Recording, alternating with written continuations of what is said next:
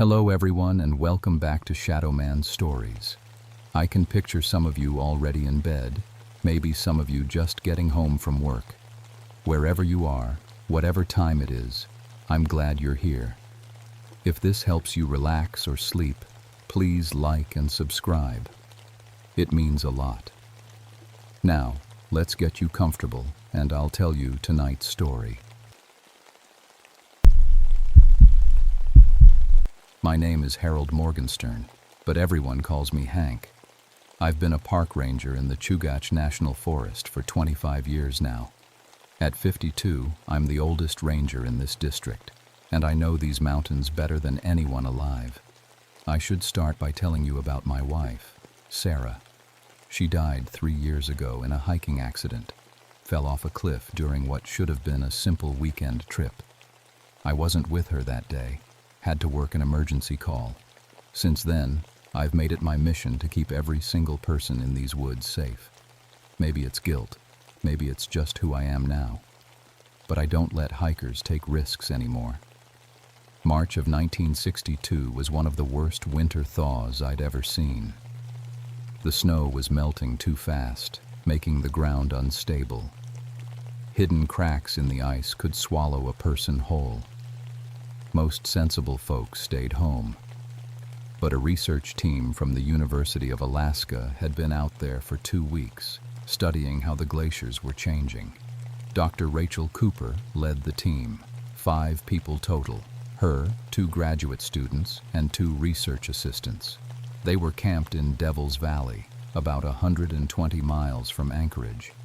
You can only get there by helicopter when the weather's good. When it's bad, you're completely cut off from the world. The team was supposed to check in every other day. Their last radio call came on March 15th. Dr. Cooper said they'd found something interesting in the ice. That was it. After that, nothing but silence. For 8 days, we tried to reach them. The weather was too rough for helicopters. Blizzards kept rolling through, one after another. I sat in my cabin, listening to the radio static, getting more worried by the hour. I knew that valley.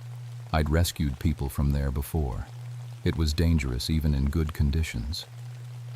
On March 23rd, the wind finally died down. The sky cleared enough for me to ski in alone. My supervisor wanted to wait for backup, but I couldn't stand it anymore. 8 days of silence meant people were probably already dead. Or dying. I loaded my pack with emergency supplies, medical gear, and enough food for a week. My skis were old, but reliable. I'd made this trip dozens of times, though never in conditions this bad. The snow was deep and soft, making every mile twice as hard as it should be. It took me 6 hours to reach the outer edge of Devil's Valley. The silence was the first thing I noticed. No birds singing, no squirrels chattering, no wind through the trees, just my skis cutting through snow and my own heavy breathing. The research team's base camp sat in a clearing near the frozen stream. From a distance, everything looked normal. The big green tents were still standing. Equipment was neatly arranged outside. No signs of violence or animal attacks. But when I got closer, something felt wrong. The snow around the camp was churned up in weird patterns, not like people walking around normally, more like someone, or something, had been pacing back and forth for hours. The footprints were too big, too deep. Some had 5 toes, but stretched out longer than any human foot should be. I called out, "Hello, Dr. Cooper, this is Ranger Morgenstern." Nothing but echoes bouncing off the canyon walls. I approached the main tent carefully. The zipper was open, flapping in the breeze. Inside, sleeping bags were laid out neat and tidy, but all the food was gone. Not just eaten, completely gone. Even the canned goods, even the emergency rations that were hard as rocks. The wooden food crates were chewed up, actual bite marks in the wood, like someone had been so hungry they tried to eat the boxes themselves. The teeth marks were too big for any normal person, too wide, too deep. I found more strange things.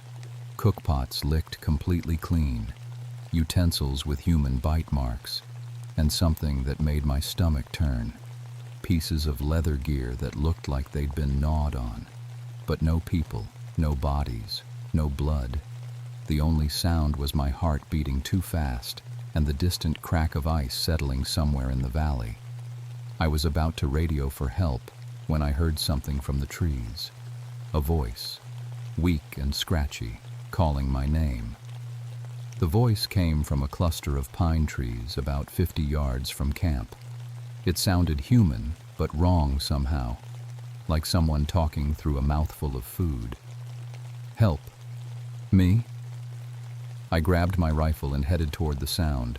The snow got deeper as I moved away from the camp. Each step sank me almost to my knees, but I could see tracks now. Boot prints, but dragged and shuffled like whoever made them could barely walk. "Where are you?" I called out. "Here. So hungry." I found him behind a fallen log. Tim Walsh, one of the graduate students. 23 years old, dark hair, usually about 160. But the person I found didn't look like Tim anymore. He was thin. Not just thin. Skeletal. Like he hadn't eaten in months instead of days. His clothes hung loose on his body. His cheeks were sunken in, making his eyes look huge and wild. But the worst part was his hands. He was missing 2 fingers on his left hand. Recently. I could see the bandages, soaked through with blood. He was holding his right hand up to his mouth, chewing on his index finger like it was a piece of jerky. "Tim." I dropped down next to him. "What happened? Where's the rest of your team?" He looked at me with those big, crazy eyes. "Hank, you're really here?" "I'm here. I'm going to help you." I tried to pull his hand away from his mouth, but he held on tight. "Can't stop," he said. "Been trying for days, but I can't stop eating. I'm so hungry, Hank. Hungrier than I've ever been in my life." I opened my pack and pulled out a protein bar. "Here, real food. Eat this instead." He grabbed it and tore into it like a wild animal. Ate the whole thing in about 10 seconds, wrapper and all. Then he looked at me with those desperate eyes. "More. Please. I need more." I gave him another bar. Same thing. Gone in seconds. Then another. I watched him eat 6 protein bars, 2 apples, and a whole sandwich. It should have been enough food for a full day. But he kept looking at me like he was still starving. "Tim, tell me what happened to your team." "We found it," he whispered. "In the ice. Dr. Cooper said it was just an animal. An old animal, frozen for maybe 100 years. But when we dug it out..." He shuddered. "What kind of animal?" "Looked like a person, but wrong.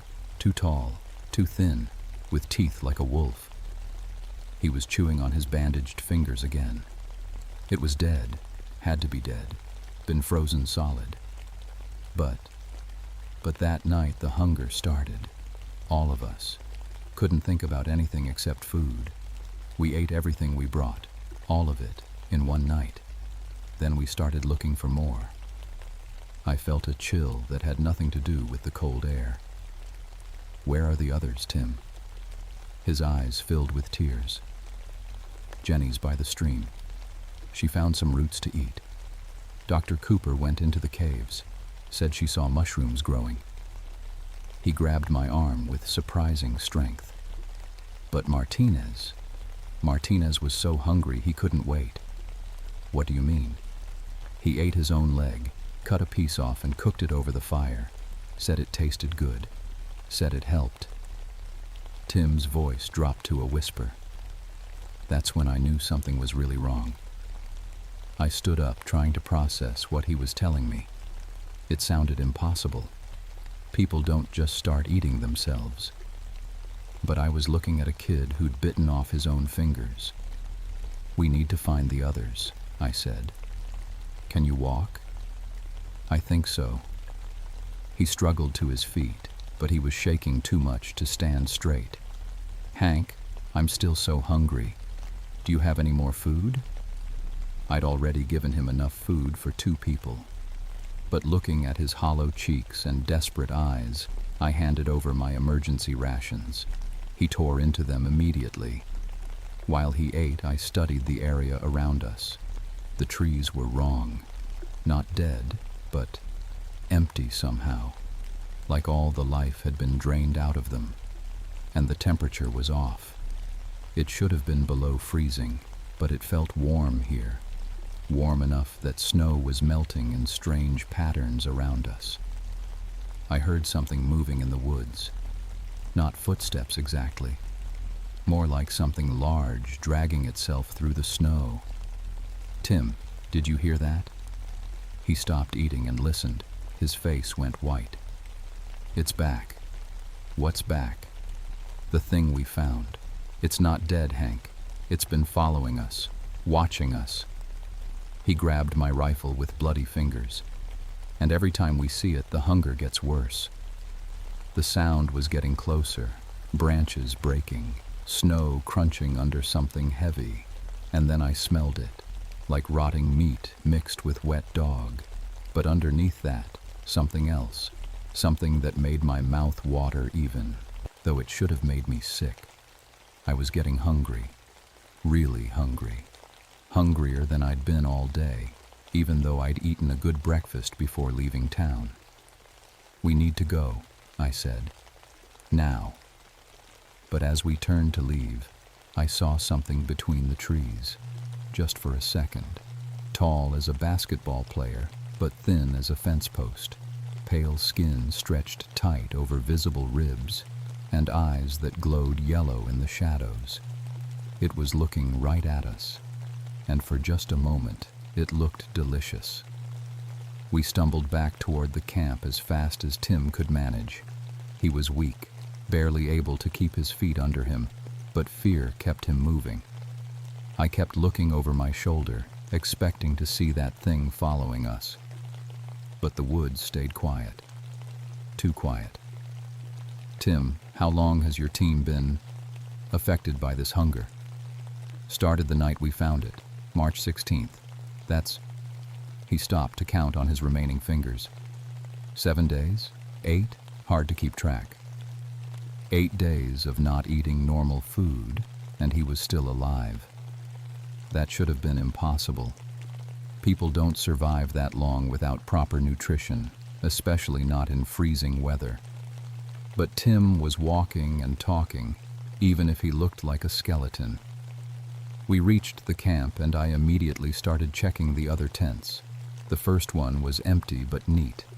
Sleeping bag rolled up, personal items organized, like someone had packed to leave but never actually left. The second tent was a different story. Blood on the sleeping bag. Not a lot, but enough to show someone had been hurt inside. I found a first aid kit scattered on the ground, bandages used up. And next to the tent, a small pile of what looked like wood shavings. But when I looked closer, I realized it was bone. Small pieces, like someone had been gnawing on them. That was Martinez's tent, Tim said behind me. He was the first one to, start eating himself. Where is he now? Dead, 3 days ago. Jenny and I buried him by the big rock. Tim pointed toward a pile of stones about 100 yards away.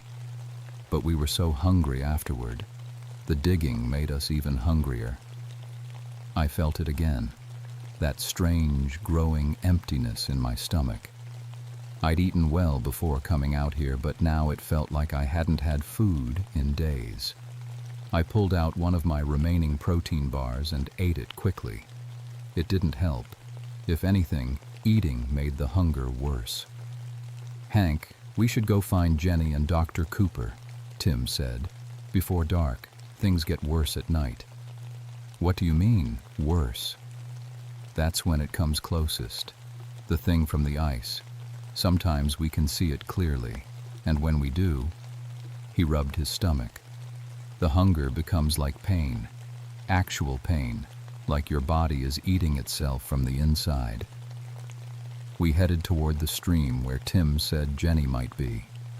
The path was easy to follow, deep gouges in the snow where someone had been crawling, not walking, crawling on hands and knees like an animal. The gouges led to the frozen stream bank. I found Jenny Novak face down in the snow, her hands buried in the muddy ground underneath the ice.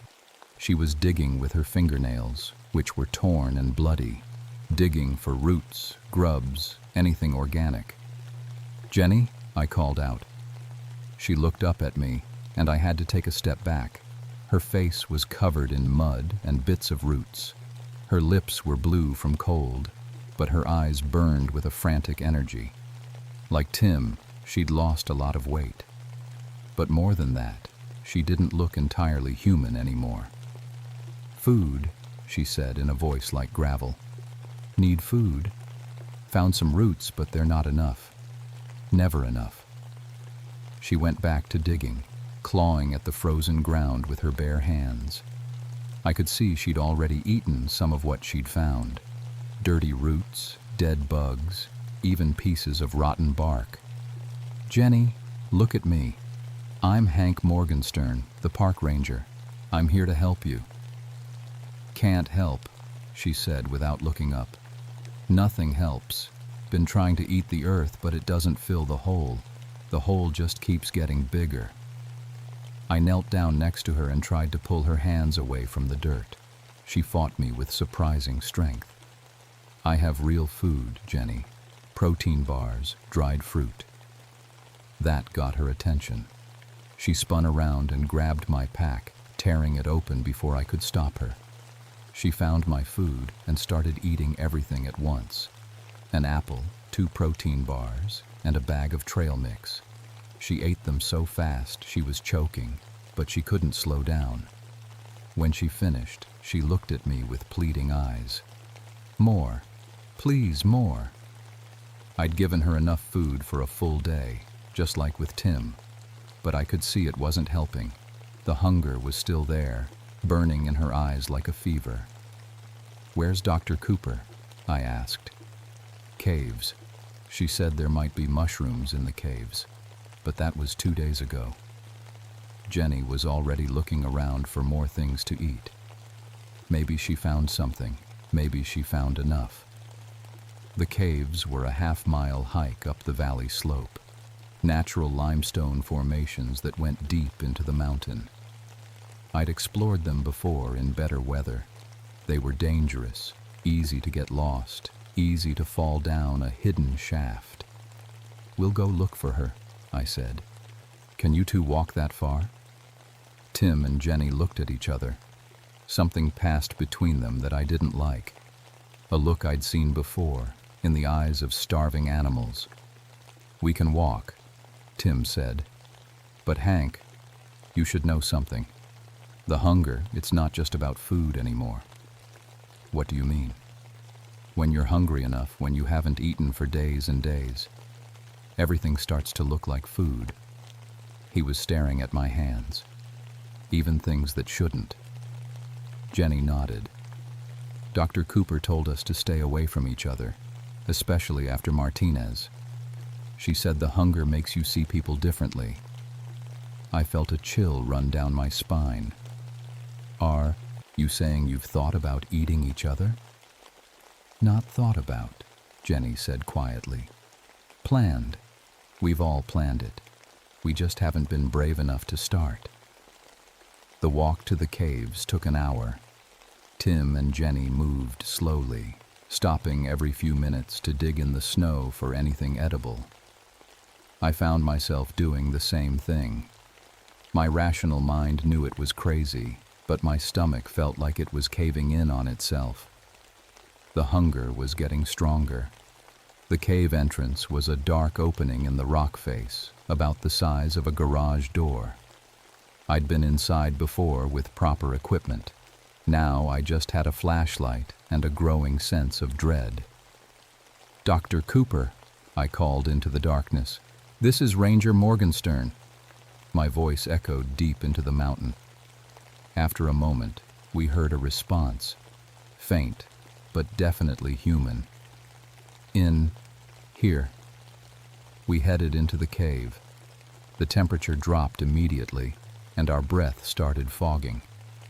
But underneath the cold, there was that same smell from the woods, rotting meat and wet fur. My flashlight beam showed a narrow tunnel leading deeper into the mountain. The walls were slick with moisture, and there were marks in the stone. Deep scratches, like something with claws had been digging. "Dr. Cooper," I called again. This time the response was closer. "Hurry, so hungry, found something." We followed the tunnel for about 50 yards before it opened into a larger chamber. My flashlight swept across the space and found Dr. Rachel Cooper sitting against the far wall. She was in better shape than Tim and Jenny, still thin but not skeletal. She was holding something in her lap, eating it slowly and carefully. In the dim light, it looked like meat. "Dr. Cooper, thank God you're alive. I'm here to get you out." She looked up at me with a strange smile. "Too late for that, Ranger. But I found something wonderful, something that actually satisfies the hunger." She held up what she was eating. In the flashlight beam, I could see it clearly. It was a human hand, frozen but definitely human. And from the wedding ring on one finger, I could tell it belonged to a man. "Where did you find that?"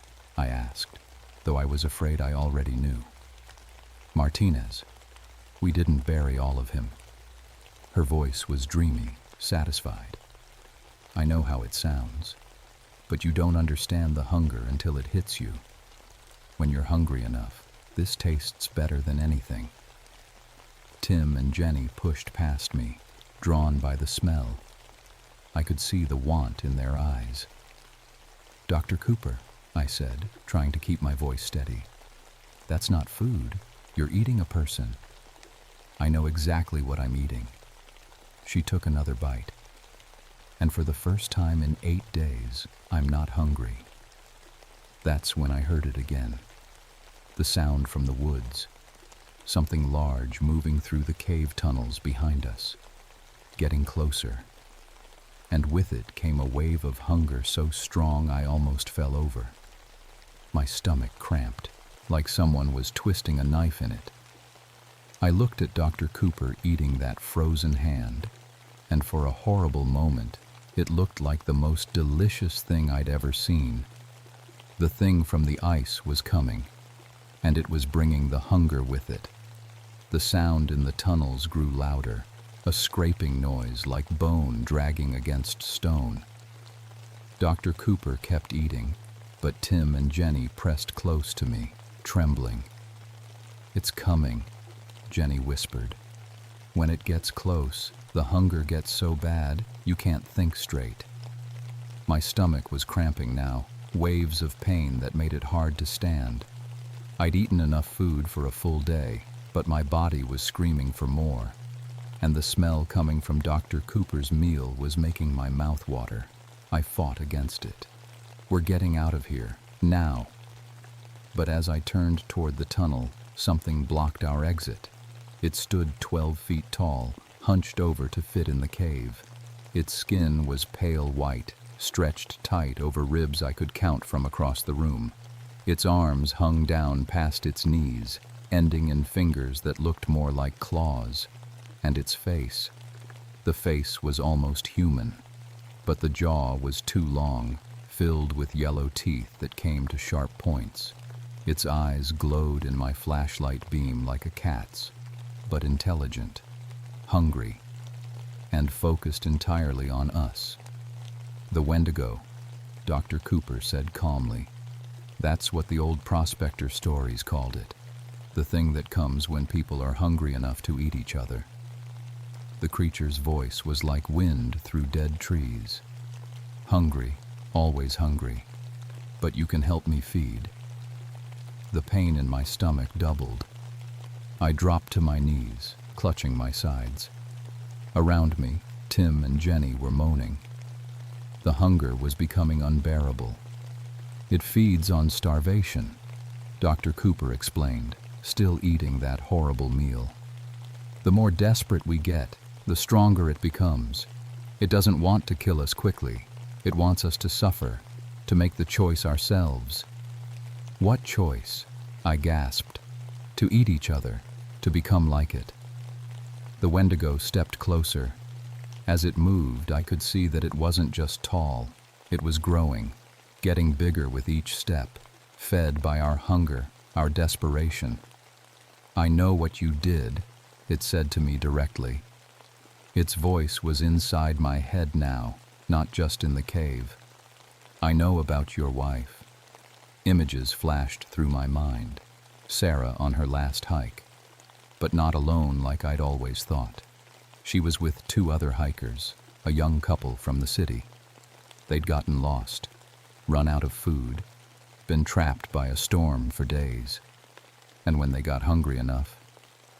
"No," I said. "That's not what happened. She fell. She fell because they pushed her, after they ate her supplies, after they decided she was unnecessary." The Wendigo's grin showed all those terrible teeth. "They ate well on the way down the mountain, left nothing but bones at the bottom of that cliff." The truth hit me like a physical blow. Sarah hadn't died in an accident. She'd been murdered by hungry hikers who saw her as food, and I'd never known. "Join me," the Wendigo whispered. "I can give you revenge. I can give you the power to hunt the ones who killed her. All you have to do is feed the hunger." The pain in my stomach was beyond anything I'd ever felt. It was like my body was consuming itself from the inside. I looked at Tim and Jenny, writhing on the ground next to me. They were suffering just as much. Dr. Cooper stood up, still holding what remained of Martinez's frozen hand. "It's easier if you just give in," she said. "The hunger goes away when you eat, really eat." The Wendigo towered over us now, 15 feet tall and growing. "Choose, Ranger. Feed the hunger, or become food yourself." I thought about Sarah, about the hikers who'd killed her and walked away free, about all the people I'd sworn to protect in these mountains. And I made my choice. I pulled out my emergency flare gun and fired directly at the ceiling of the cave. The bright red flare embedded in the rock above us, bathing everything in hellish light. But more importantly, it started melting the ice that had been building up in the cave cracks. "What are you doing?" Dr. Cooper screamed. Water started dripping from the ceiling, then flowing. The old limestone was unstable, weakened by years of freeze and thaw cycles. The sudden heat from the flare was all it needed. The ceiling began to crack. "If I can't stop you," I told the Wendigo, "I can bury you." The creature lunged at me with a roar that shook the entire cave. Its claws raked across my chest, tearing through my jacket and shirt. But I'd already lit my second flare. This one I threw deeper into the cave, where I could see ice formations built up over decades. The heat would destabilize everything. The Wendigo's claws caught me again, this time across the face. I felt my cheek split open, but the ceiling was already giving way. Chunks of rock and ice started falling. "The tunnel!" I shouted to Tim and Jenny. "Get to the tunnel!" They struggled to their feet, still fighting against the supernatural hunger. Dr. Cooper tried to follow, but a falling rock caught her in the head. She went down hard. The Wendigo turned toward the others, but I tackled its legs. Even starving and weak, I had 25 years of wilderness survival training. I knew how to fight. The creature was strong, but it was also trapped. The cave was collapsing around us. Rocks fell like rain, and the roar of shifting stone drowned out everything else. I felt the Wendigo's teeth sink into my shoulder, but I held on. If it escaped this cave, it would hunt other people, other families like mine. The last thing I saw before the ceiling came down was Tim and Jenny disappearing into the tunnel. They were going to make it out. Then everything went black. I woke up 6 days later in the hospital in Anchorage. The doctors said it was a miracle I'd survived. The avalanche had buried the entire cave system, but searchers had dug me out of an air pocket near the entrance. They found Dr. Cooper's body too, but there was no sign of the thing we'd fought. The official report said the research team had been caught in a natural disaster. Tragic accident. These things happen in the wilderness. Tim and Jenny backed up the story. They said they'd gotten lost, run out of food, and made some bad decisions trying to survive. No mention of supernatural hunger or creatures from native folklore. The doctors explained their condition as severe malnutrition and exposure-related hallucinations. But I knew the truth, and I could see in their eyes that they remembered too. The worst part came after I got home. I thought surviving the collapse had cured me. For a few days, I ate normal amounts of food and felt satisfied. I started to believe the nightmare was over. I was wrong. On my first night back in my cabin, the hunger returned. Not as bad as in the cave, but constant, always there. I'd eat a full meal and still feel empty. I'd wake up in the middle of the night with stomach cramps that felt like someone was clawing me from the inside. I called the hospital, thinking maybe I had internal injuries they'd missed. But the doctors said I was healing perfectly. Physically, there was nothing wrong with me. After a week, I realized what had happened. Fighting the Wendigo hadn't destroyed it. It had changed me, made me part of it somehow. I could feel its presence, distant but real, somewhere in the deep mountains. And I knew it was still growing, still hungry. The worst part was that regular food didn't satisfy me anymore. Oh, I could eat it, and it kept me alive. But there was always that empty feeling, that sense that I needed something else, something I didn't want to think about. I started avoiding people, took early retirement from the ranger service, moved to a cabin even deeper in the wilderness where I wouldn't be around anyone else when the hunger got really bad. Because sometimes, late at night, I'd look at old photos of Sarah and remember what the Wendigo had shown me. The hikers who killed her were still out there somewhere, and I knew exactly what they tasted like hunger. I try to fight it. Most days I succeed. I eat extra protein bars, drink protein shakes, anything to fill the hole in my stomach. I remind myself that I'm not a monster. But sometimes I catch myself following hiking trails, watching for lone travelers, planning how I could take them somewhere isolated, how I could make them understand the kind of hunger that never goes away. That's why I'm writing this down. If something happens to me, if I disappear, or if someone finds evidence of things I hope I'll never do, at least people will know the truth. There are things in the deep woods that should stay buried. But hunger is stronger than ice, stronger than death, and it's always looking for new ways to feed.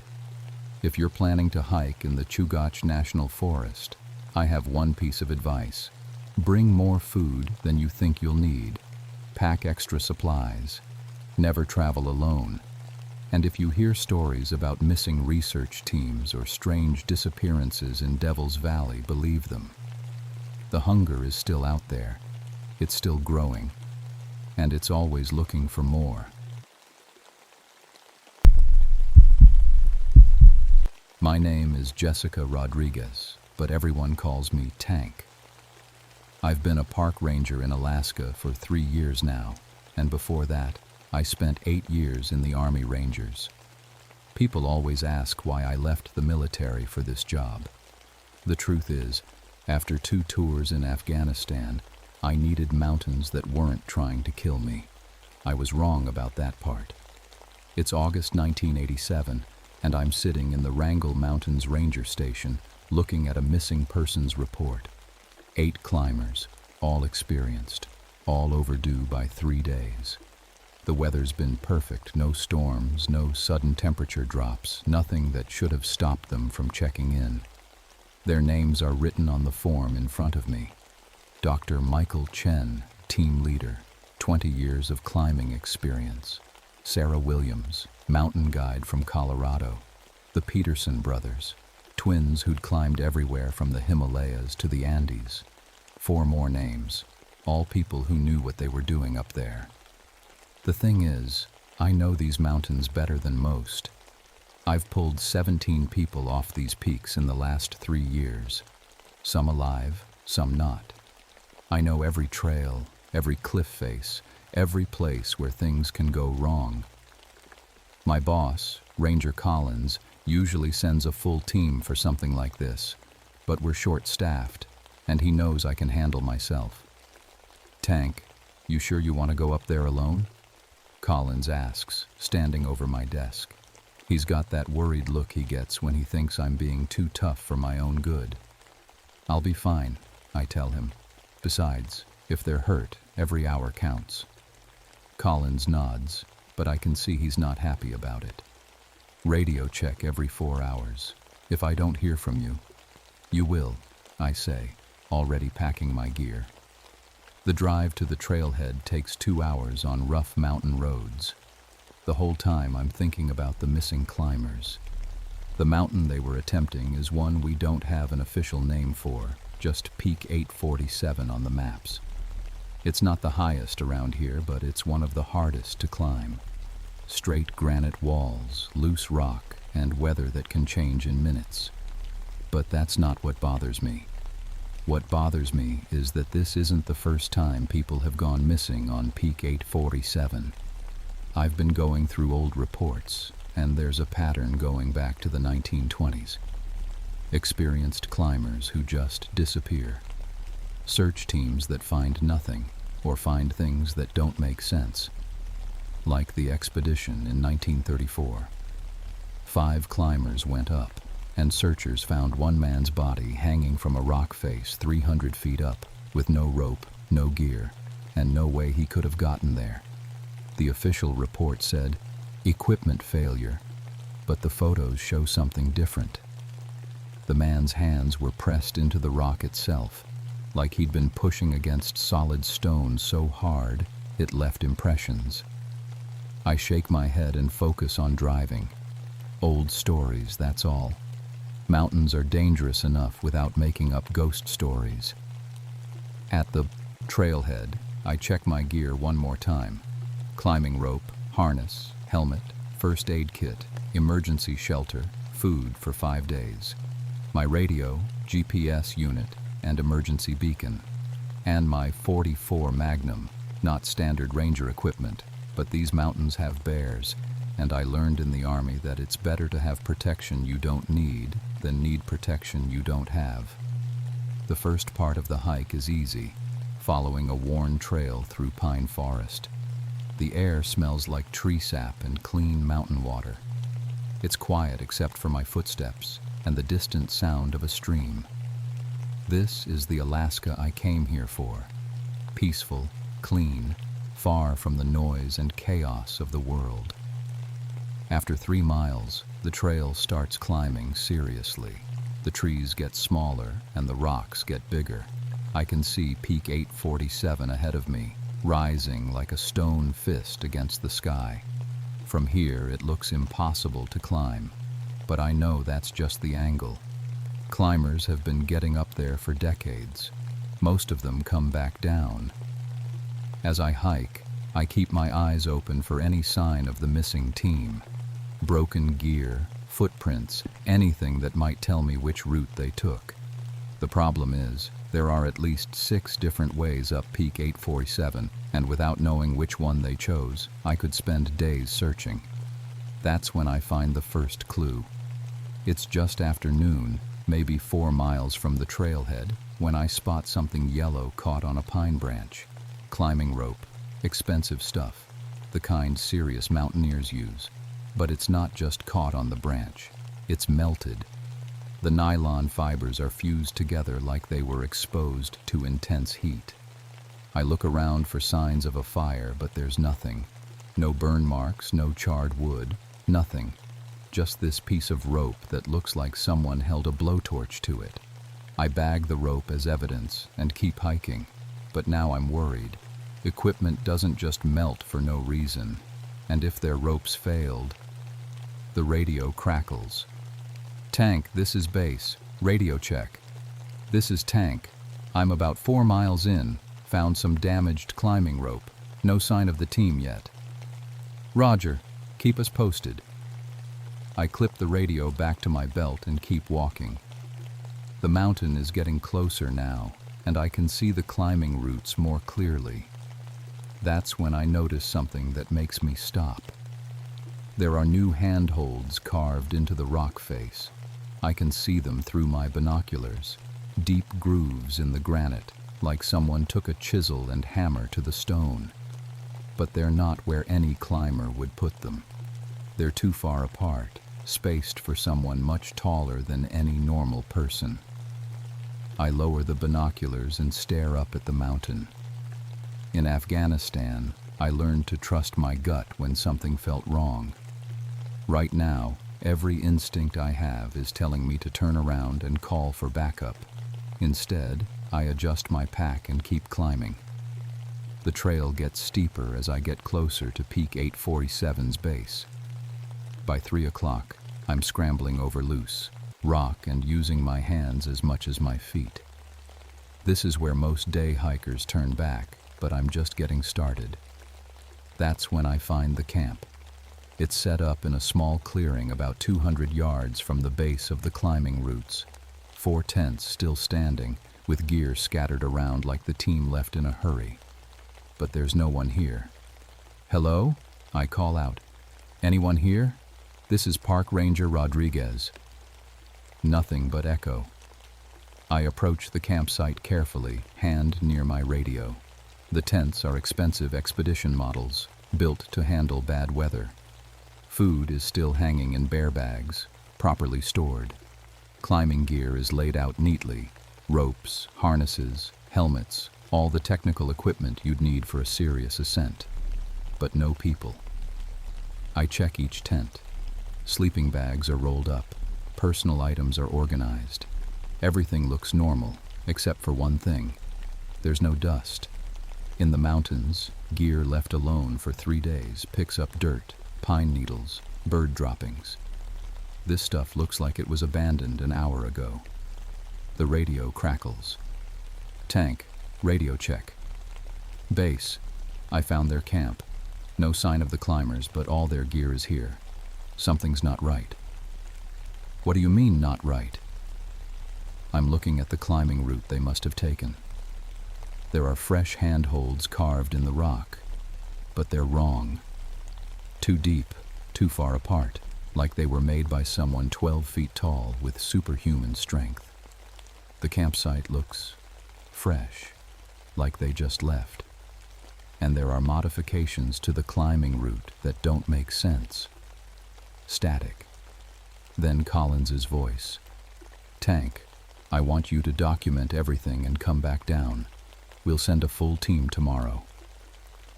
I'm about to agree when I see something that makes my blood turn cold. Footprints in the dirt near the largest tent. But they're not human footprints. They're enormous, at least 18 inches long and 8 inches wide, with deep toe impressions pressed into the hard-packed earth. The prints are fresh, no debris in them, and they lead directly toward the cliff face. Base, I need to check something. We'll radio back in 1 hour. Tank, wait. I turn off the radio and follow the prints. They lead to the base of Peak 847's steepest face, the one that requires technical climbing equipment to ascend. But these prints go right up to the rock wall, and then stop.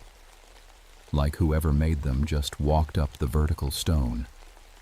I look up following the route with my binoculars. About 100 feet up, I can see more handholds carved into the granite. Fresh ones. And something else. dark stains on the rock that look like dried blood. My military training kicks in. Document everything. Trust your equipment. Don't make assumptions. I start taking pictures with my camera, focusing on the footprints and the modified climbing route. Through the viewfinder, I see something that wasn't there before. Scratches in the rock near the base of the cliff. Deep gouges that spell out words in rough letters. Leave now.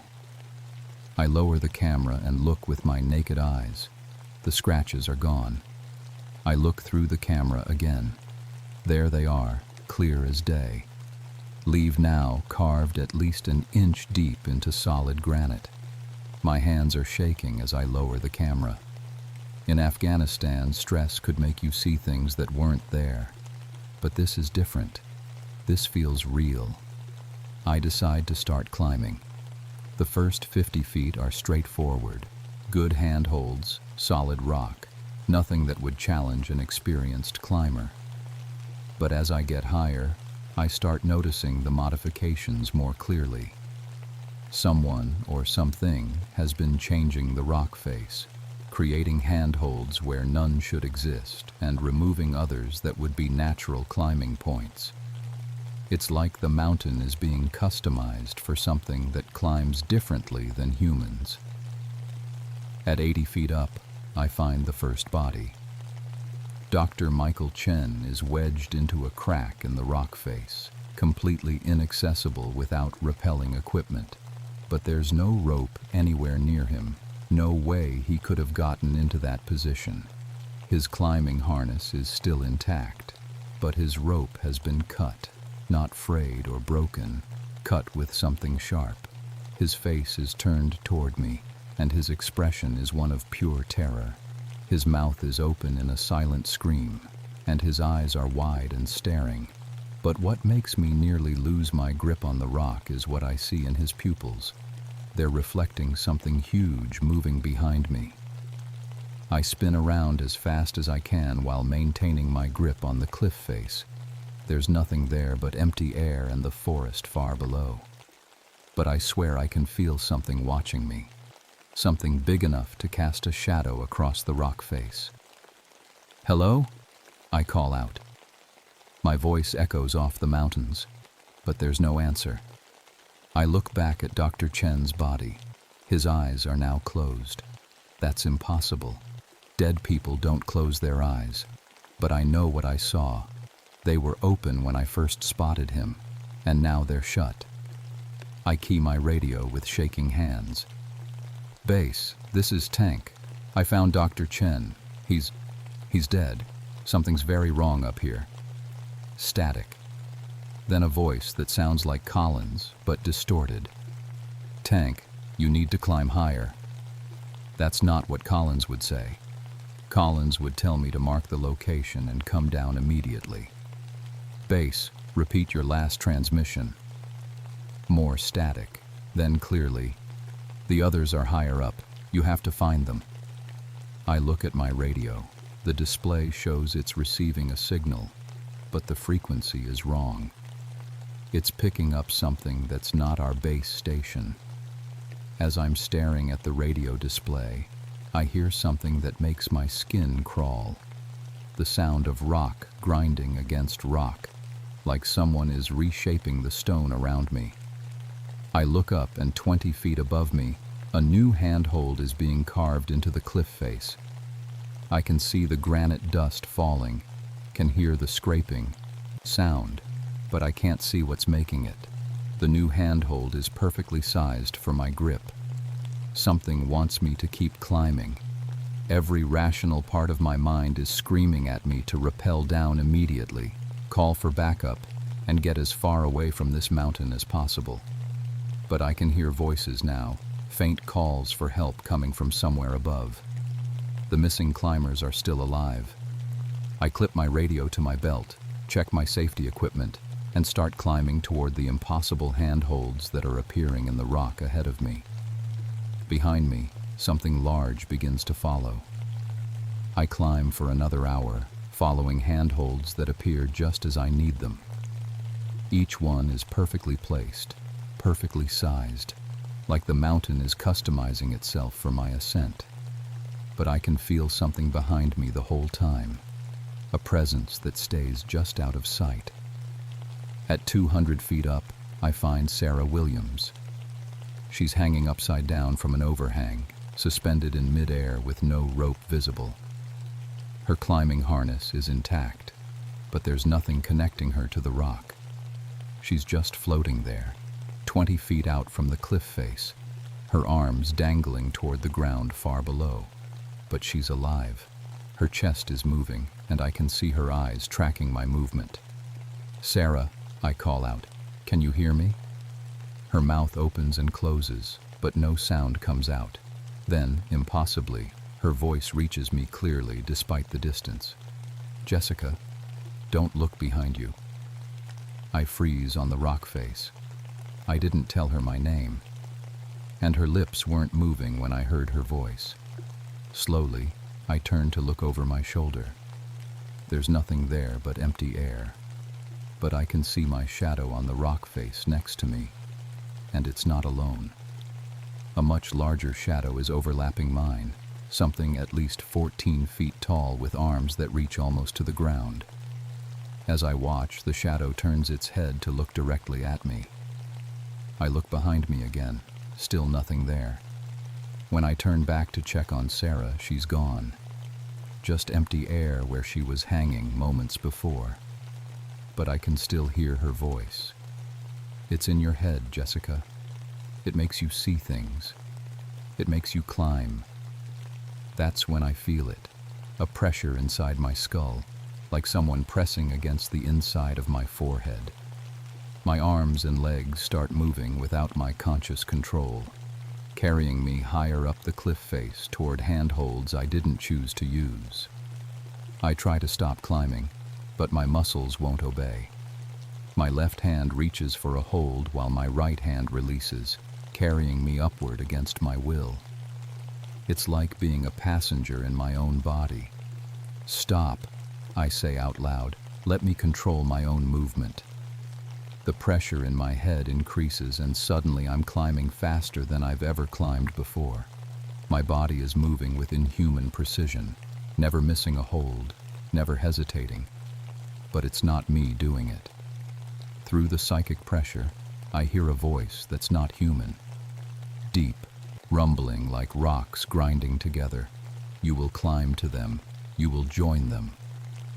I fight against the mental control, drawing on techniques I learned in Army survival training. Focus on breathing. Compartmentalize the fear. Find something real to anchor to. The .44 Magnum on my belt, the weight of it, the familiar grip.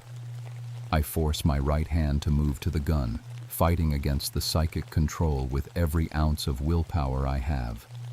For a moment, I regain control of my body.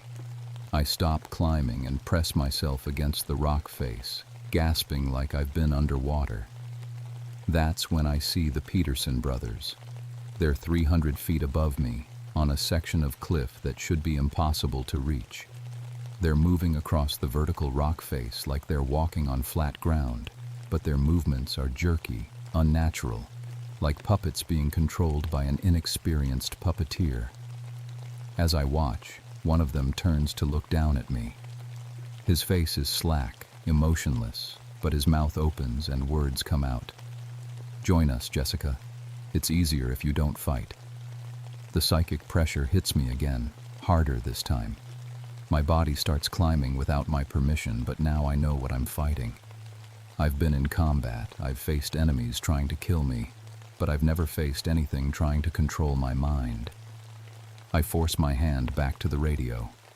"Base, if anyone can hear this, there's something on Peak 847 that can control people's minds. I've found the missing climbers, but they're not themselves anymore." Static. Then that distorted voice again. "Tank, keep climbing, everything's fine." That's definitely not Collins. I turn off the radio and focus on fighting the mental pressure. For the next hour, it's like wrestling with an invisible opponent. The creature, and I'm sure now that's what it is, keeps trying to force me to climb higher. I resist by clinging to handholds, by focusing on my military training, by thinking about anything real and solid I can remember. But I'm getting tired, and the psychic pressure is getting stronger. At 400 feet up, I finally see it clearly. It's standing on a ledge that shouldn't exist, a platform of stone that wasn't there when I started climbing. 14 feet tall, covered in dark brown fur, with arms that reach nearly to its knees. But the worst part is its head. Enormous, at least twice the size of a human skull, with deep-set eyes that glow with a dim red light. And I can feel its thoughts pressing against my mind like a heavy blanket, trying to smother my consciousness. "You are mine now," it says without speaking, the words appearing directly in my head. "Like the others, you will climb until your heart stops. Then I will place your body where the next ones can see it." I see the other climbers now, all of them, arranged around the creature like a grotesque art display. They're positioned in impossible places on the cliff face, their bodies twisted into climbing poses they couldn't have achieved on their own. Their eyes are open but empty, staring out at the mountains with the blank expression of mannequins. But they're still breathing, still alive, trapped inside bodies they can no longer control. The creature steps forward and reality bends around it. I watch stone flow like liquid under its feet, creating new handholds and ledges as it moves. This thing doesn't just climb the mountain, it reshapes it. "I am the king of this mountain," it says in my head. "I have been here since before your kind learned to make fire. Climbers come to challenge my peaks, and I make them part of my domain." The psychic pressure intensifies, and I feel my consciousness being pushed into a corner of my own mind. My body starts climbing again, carrying me toward the creature and its collection of living puppets. But I still have one advantage: the explosives training from my army days. While my body climbs against my will, I force my mind to work on a different problem. I'm carrying standard ranger gear, but some of it can be repurposed. Emergency flares contain magnesium. My camp stove uses pressurized fuel. The battery from my GPS unit can create a spark. If I can't fight this thing directly, maybe I can bring part of the mountain down on it. I let the creature think it's winning, let my body carry me closer to its ledge while my mind plans an improvised explosive device. The psychic pressure is overwhelming now, but I hold on to one clear thought. I'm not just a park ranger anymore. I'm a soldier, and soldiers find a way to complete the mission, even if it kills them. As I reach the creature's ledge, I get my first clear look at what I'm really facing. Its eyes are like looking into deep caves, and I can see intelligence there. Ancient, patient, completely alien. This thing has been hunting humans for decades, maybe centuries, perfecting its techniques for psychological torture. "Welcome to my collection," it says, gesturing to the controlled climbers positioned around the ledge. "You will make an excellent addition." But while it's savoring its victory, I'm already working on mine. I just hope I can finish setting the charges before it realizes what I'm doing. The creature's psychic control is almost total now. I can feel my own thoughts being pushed aside as it takes over my motor functions. My body moves like a puppet while my consciousness screams from inside my own skull. But the creature makes a mistake. It's so focused on controlling my movements that it doesn't pay attention to my hands as they work on the gear clipped to my belt. Emergency flare in my left pocket. GPS battery in my right. Camp stove fuel in my pack. All the components I need for an improvised explosive device, if I can assemble them without the creature noticing. "You fight harder than most," the creature says, its voice echoing inside my head. "But you will learn, as they did, That resistance only makes the process more painful. It gestures to the other climbers positioned around the ledge. Now that I'm close, I can see the truth about them. They're not dead. They're worse than dead. Their bodies are perfectly preserved by the creature's power, but their minds are trapped, conscious but helpless, forced to watch through their own eyes as their bodies are used as decorations. Sarah Williams turns her head to look at me, and I can see the awareness in her eyes, the desperate plea for help. Her mouth moves soundlessly. Kill me. That's when I understand what I'm really fighting. This creature doesn't just kill climbers. It collects them. It keeps them alive and aware while using their bodies as trophies, forcing them to experience an eternal nightmare of imprisonment. The rage breaks through the psychic control for a moment, and I'm able to move my hands freely. I pull the pin from the emergency flare and start unscrewing the camp stove fuel canister. The creature notices. "What are you doing?" Instead of answering, I bite down hard on my tongue, using the pain to focus my mind. Blood fills my mouth, but the sharp sensation cuts through the psychic fog. "You think to hurt me?" The creature laughs, a sound like grinding stone. "I have survived avalanches, earthquakes, lightning strikes. What can one small human do?" I force myself to speak. "You made a mistake. You chose the wrong soldier." The creature's glowing eyes narrow. It increases the psychic pressure, trying to regain full control of my body, but I'm ready for it now. I let it control my legs and torso while keeping my hands working on the improvised bomb. "In Afghanistan," I say through gritted teeth, "we had a saying, when you can't retreat and you can't advance, you blow up the battlefield." The creature realizes what I'm doing and lunges toward me, but it's too late. I've connected the GPS battery to the flare igniter and shoved both into the fuel canister.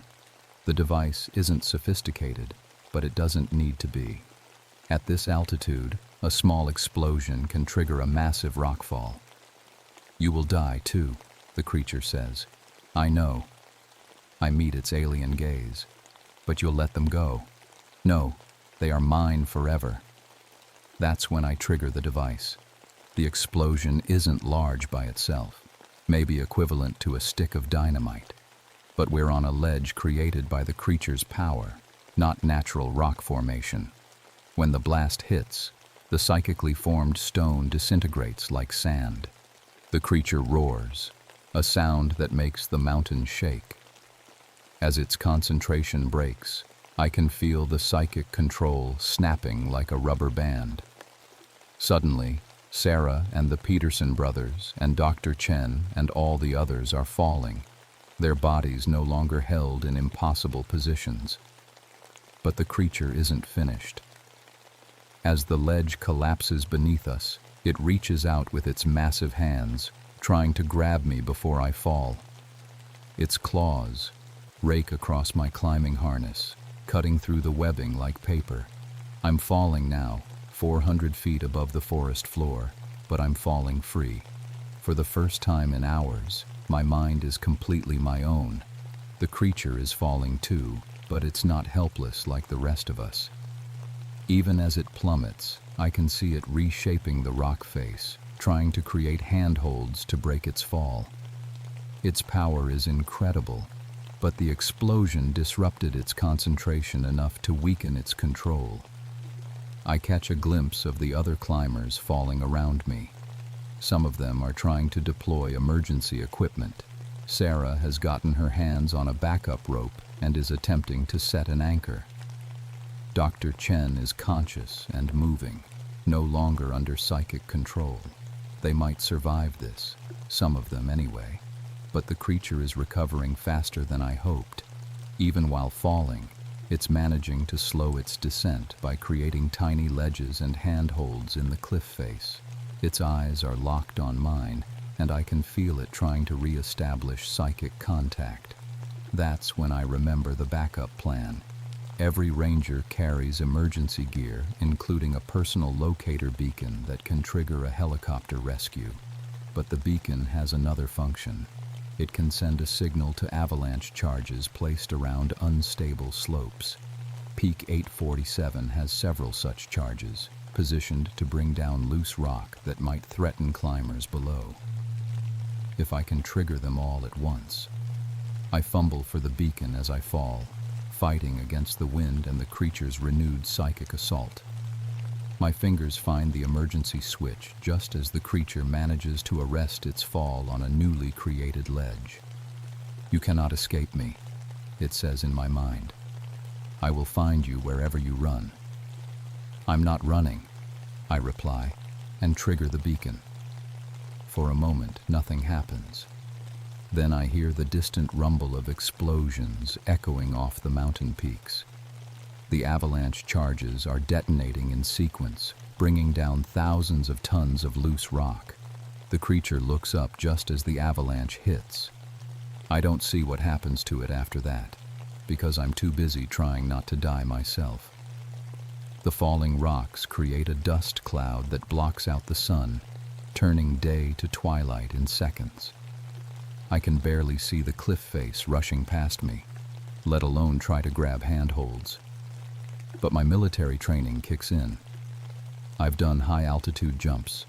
I know how to control a fall. I spread my arms and legs to increase drag, try to angle toward a section of cliff that looks less vertical. At 150 feet above the ground, I hit a pine tree. The impact nearly knocks me unconscious, but the tree breaks my fall just enough to save my life. I crash through the branches, hitting everyone on the way down, until I finally slam into the trunk and stick there, tangled in my own climbing rope. Everything goes dark. I wake up in a hospital bed in Anchorage 3 days later. The first thing I notice is that my left hand won't move properly. Nerve damage from the fall. The second thing I notice is that I can't remember exactly how I got off the mountain. Collins is sitting next to my bed, looking like he hasn't slept since I left on the rescue mission. "Tank? You awake?" I try to speak, but my throat is raw. He gives me water, and after a few sips I manage. "The others?" "We found 5 survivors. Sarah Williams, Dr. Chen, both Peterson brothers, and Maria Santos. They're all alive, but..." He pauses. "They're having some memory problems. Like you." Memory problems. That's one way to put it. I remember climbing the mountain. I remember finding the bodies. But everything after that is fragments. Falling through darkness. The sound of breaking stone. Eyes like red stars watching me fall. "What about the other 3? Collins shakes his head. "Still missing. We've had search teams on that mountain for 2 days, but..." He looks uncomfortable. "Tank, we found some things up there that don't make sense." "Like what?" "Handholds carved into solid granite with no tool marks. Rock formations that weren't there on the geological survey maps. And your climbing rope was cut, not broken. Cut clean through with something sharp." I touch my throat, where I can feel bandages. "What happened to me?" "We found you hanging upside down from a tree 200 feet below where your rope was cut. Medically speaking, you shouldn't have survived that fall." He leans forward. "Tank, what really happened up there?" I close my eyes and try to remember. Images flash through my mind. A ledge that shouldn't exist. Eyes like burning coals. The sound of stone flowing like water. But when I try to focus on the details, they slip away like dreams. "I don't know," I say finally. "I remember climbing, finding some of the team, then falling. Everything else is just impressions." Collins nods, but I can see he's not satisfied with that answer. The survivors all tell similar stories, partial memories, gaps in time, feeling like they lost control of their own bodies. "Group hallucination," I suggest. "Altitude, stress, hypothermia. It happens." But even as I say it, I'm reaching into the pocket of my hospital gown. My fingers find something that shouldn't be there, something hard and organic, like a piece of dried wood. When Collins leaves to get the doctor, I pull it out and look at it. It's a finger, too large to be human, covered in coarse brown fur, with a claw instead of a fingernail. The bone structure is wrong, the proportions impossible. I stare at it for a long time, then wrap it in a tissue and hide it back in my pocket. 6 months later, I'm medically retired from the Park Service due to my injuries. The nerve damage in my left hand never fully heals, and I have recurring nightmares about falling through darkness. Officially, my pension paperwork lists the cause as climbing accident during rescue operations. But I keep track of Peak 847. I read every climbing report, every missing persons case, every incident report that mentions the mountain. For 2 years, there's nothing. The peak is quiet. Then, in 1990, a new climbing expedition goes missing. 4 experienced mountaineers, overdue by a week. The search and rescue team finds their camp abandoned, all gear accounted for, no sign of the climbers themselves. I read about it in a newspaper, and that night I dream about red eyes watching me from the darkness above. I still have the finger. Sometimes late at night, I take it out and study it under a magnifying glass. The fur is real. The bone structure is unlike anything in the biological record. The claw is sharp enough to cut granite. 3 people know about it besides me, a retired anthropologist, a forensic pathologist, and a government biologist whose name I can't mention. All 3 have confirmed that it doesn't belong to any known species. All 3 have suggested that I lose the sample for my own safety. I've considered it, but every time I think about throwing it away, I remember Sarah Williams's eyes, the desperate plea for help, the awareness trapped inside a body she couldn't control. Whatever's on that mountain is still there, and someday, someone else is going to need proof that the impossible can happen.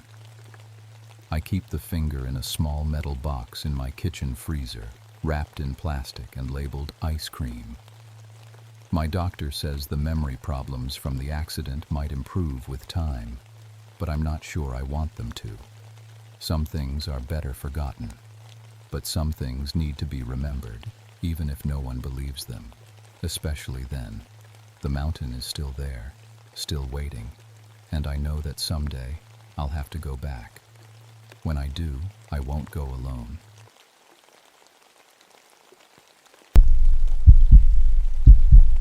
My name is Catherine Blackwood, but everyone calls me Cat. I used to be a weather specialist in the Air Force, but now I work alone in one of the most remote places on Earth. The Arctic National Wildlife Refuge in Alaska doesn't have many visitors. In fact, during the summer of 1971, I was the only human being for 200 miles in any direction.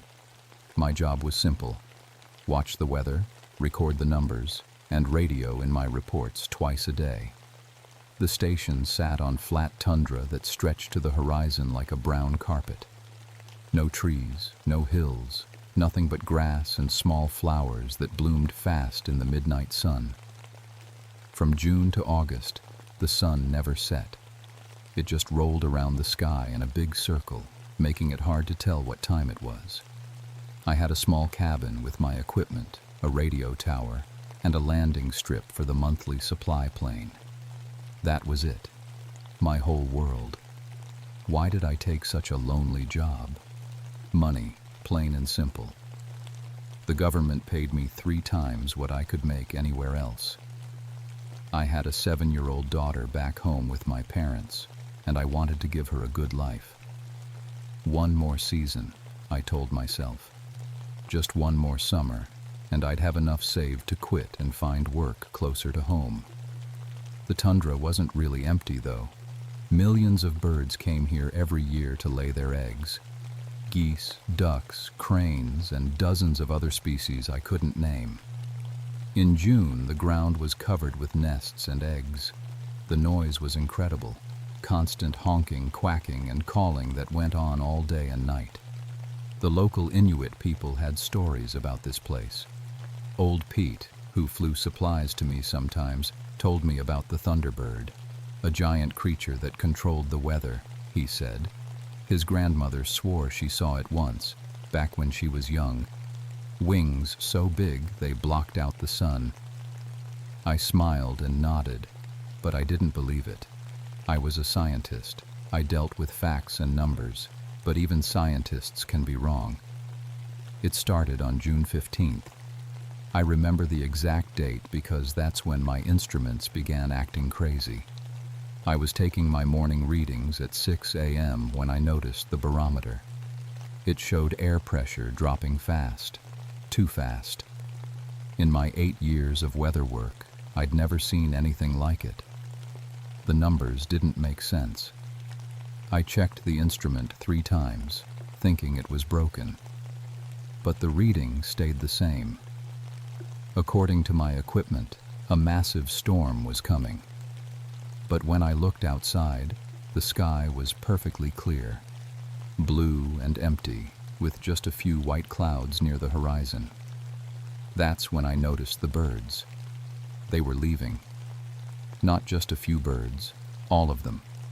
Every single goose, duck, and crane was taking off at once. The air filled with wings and desperate calls. In 30 minutes, the tundra went from noisy and crowded to completely silent. I'd never seen anything like it. Birds know things we don't. They can sense earthquakes and storms before our instruments can, but this was different. They weren't just moving to safer ground. They were running away.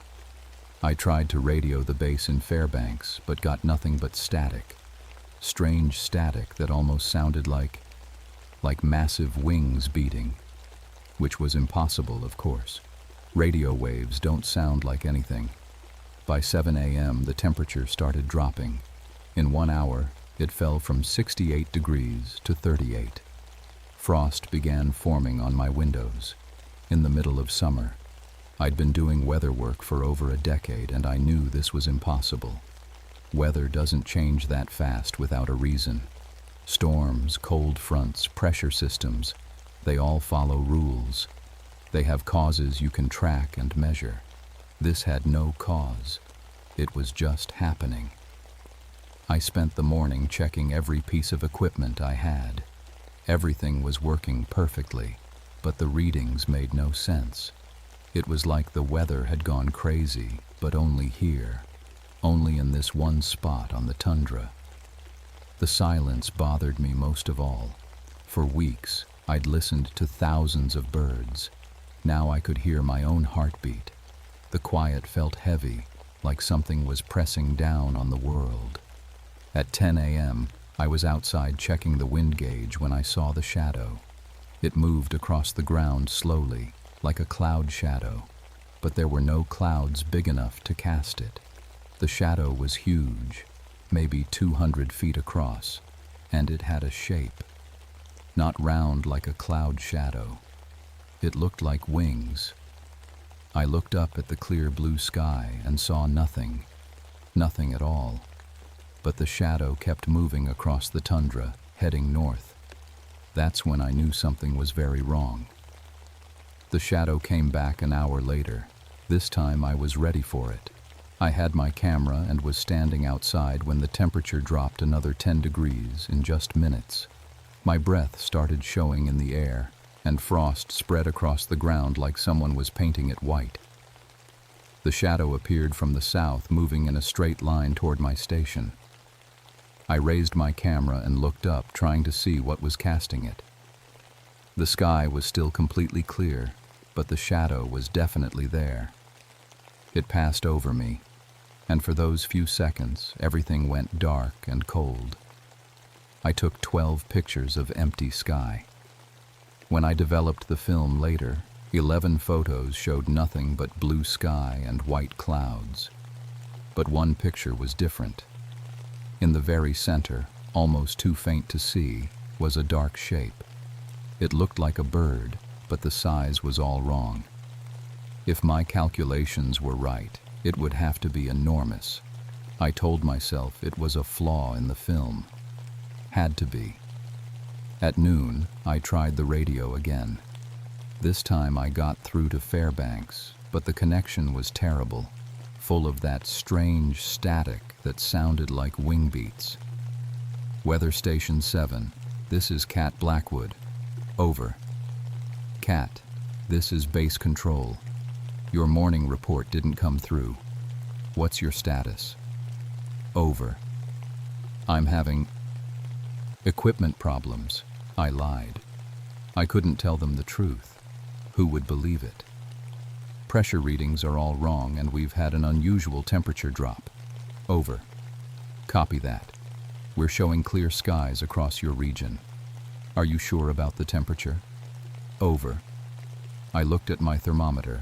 28 degrees and still falling. I'm sure. Over. Roger. Supply flight is scheduled for tomorrow. Day early due to weather reports. Dave Morrison is piloting.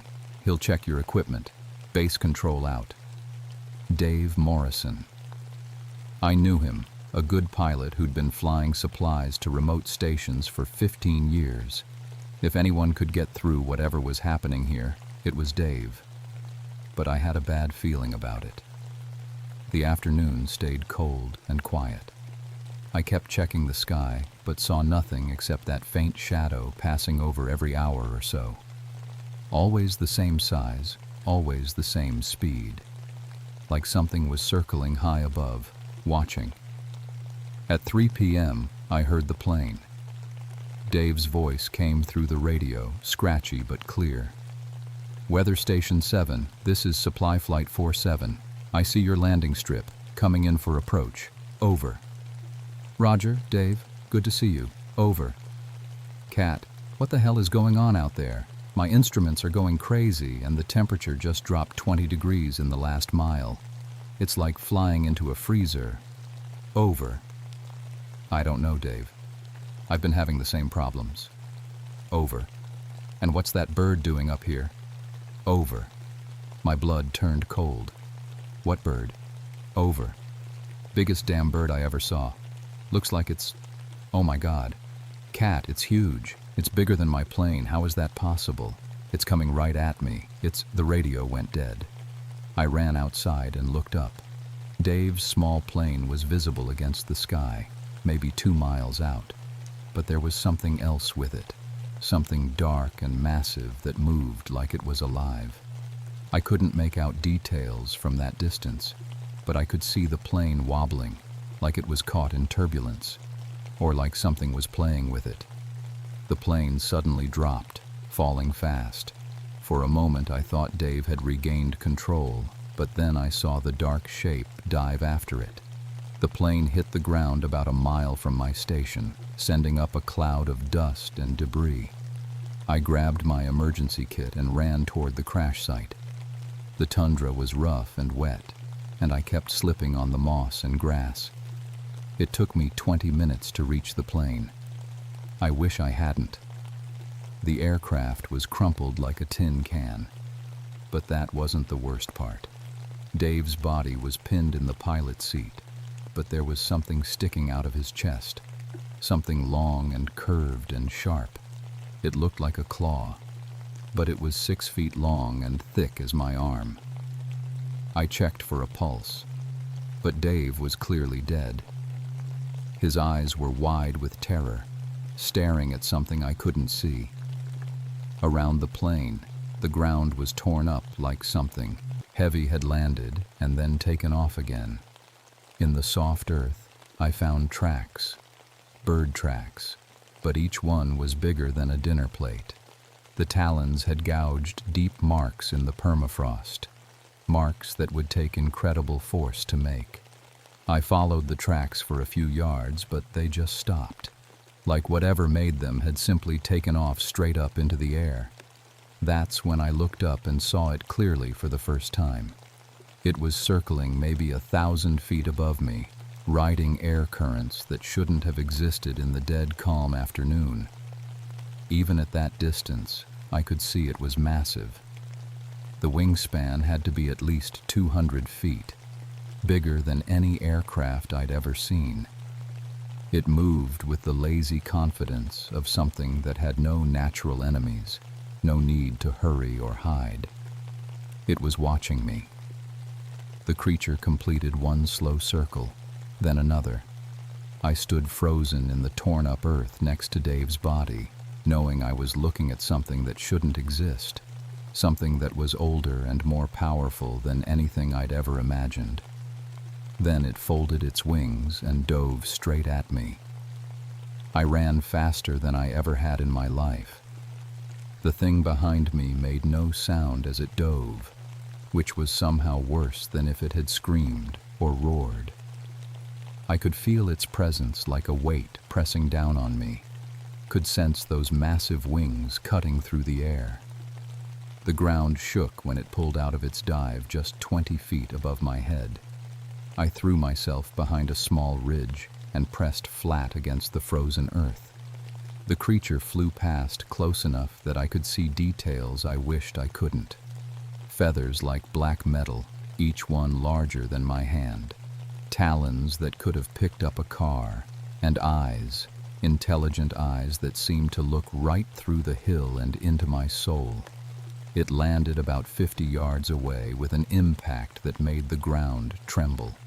I could hear it walking around, huge feet squelching in the wet tundra. Every few seconds it would make a sound, not quite a bird call, not quite thunder, something in between that seemed to come from deep in its chest. I stayed hidden for over an hour until the footsteps finally moved away and I heard the rush of giant wings taking off. When I finally raised my head, the creature was gone. But it had left more of those enormous tracks, and something else. Arranged in a perfect circle around where it had stood were Dave's personal belongings. His wallet, his watch, his wedding ring, things that had been in his pockets when he died.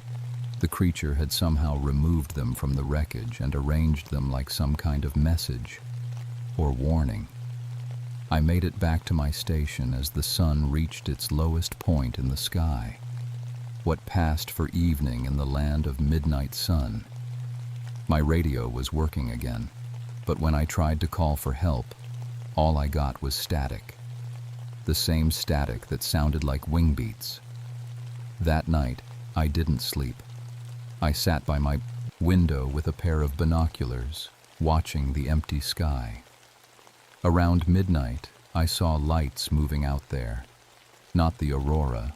I knew what that looked like. These were different. Focused beams that swept back and forth across the tundra like searchlights. The lights came closer, and I realized they were coming from above.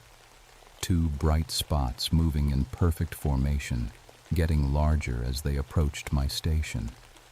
When they were maybe a quarter mile away, I understood what I was seeing.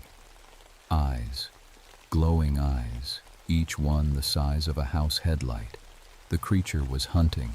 It passed directly over my cabin, close enough that I could see the details of its belly. Feathers that shifted and moved like they were alive. Patterns that seemed to twist and change when I looked at them directly. And between the talons, clutched like a toy, was something that made my stomach turn. Dr. Phillips, the geologist who'd been dropped off 3 weeks ago to study permafrost samples. He was supposed to be picked up next month. The creature was carrying him like a hawk carries a mouse. But Phillips wasn't struggling. He wasn't moving at all. In the few seconds I could see him clearly. His body looked strange, stiff, like he was frozen solid, even though the night air was still above 40 degrees. The creature flew past and disappeared into the distance. I didn't see it again until morning. Dr. Phillips's body was on my doorstep when I opened the door at 6 a.m. He was frozen solid, just like I'd thought. Ice crystals covered his clothes and skin. His face was locked in an expression of absolute terror, eyes wide, mouth open in a silent scream. But the strange thing was, he hadn't died of cold. When I checked his body, I found the same kind of wounds Dave had. Talon marks, but these were precise, surgical, like the creature had been careful not to damage him too badly, like it wanted him alive when it froze him.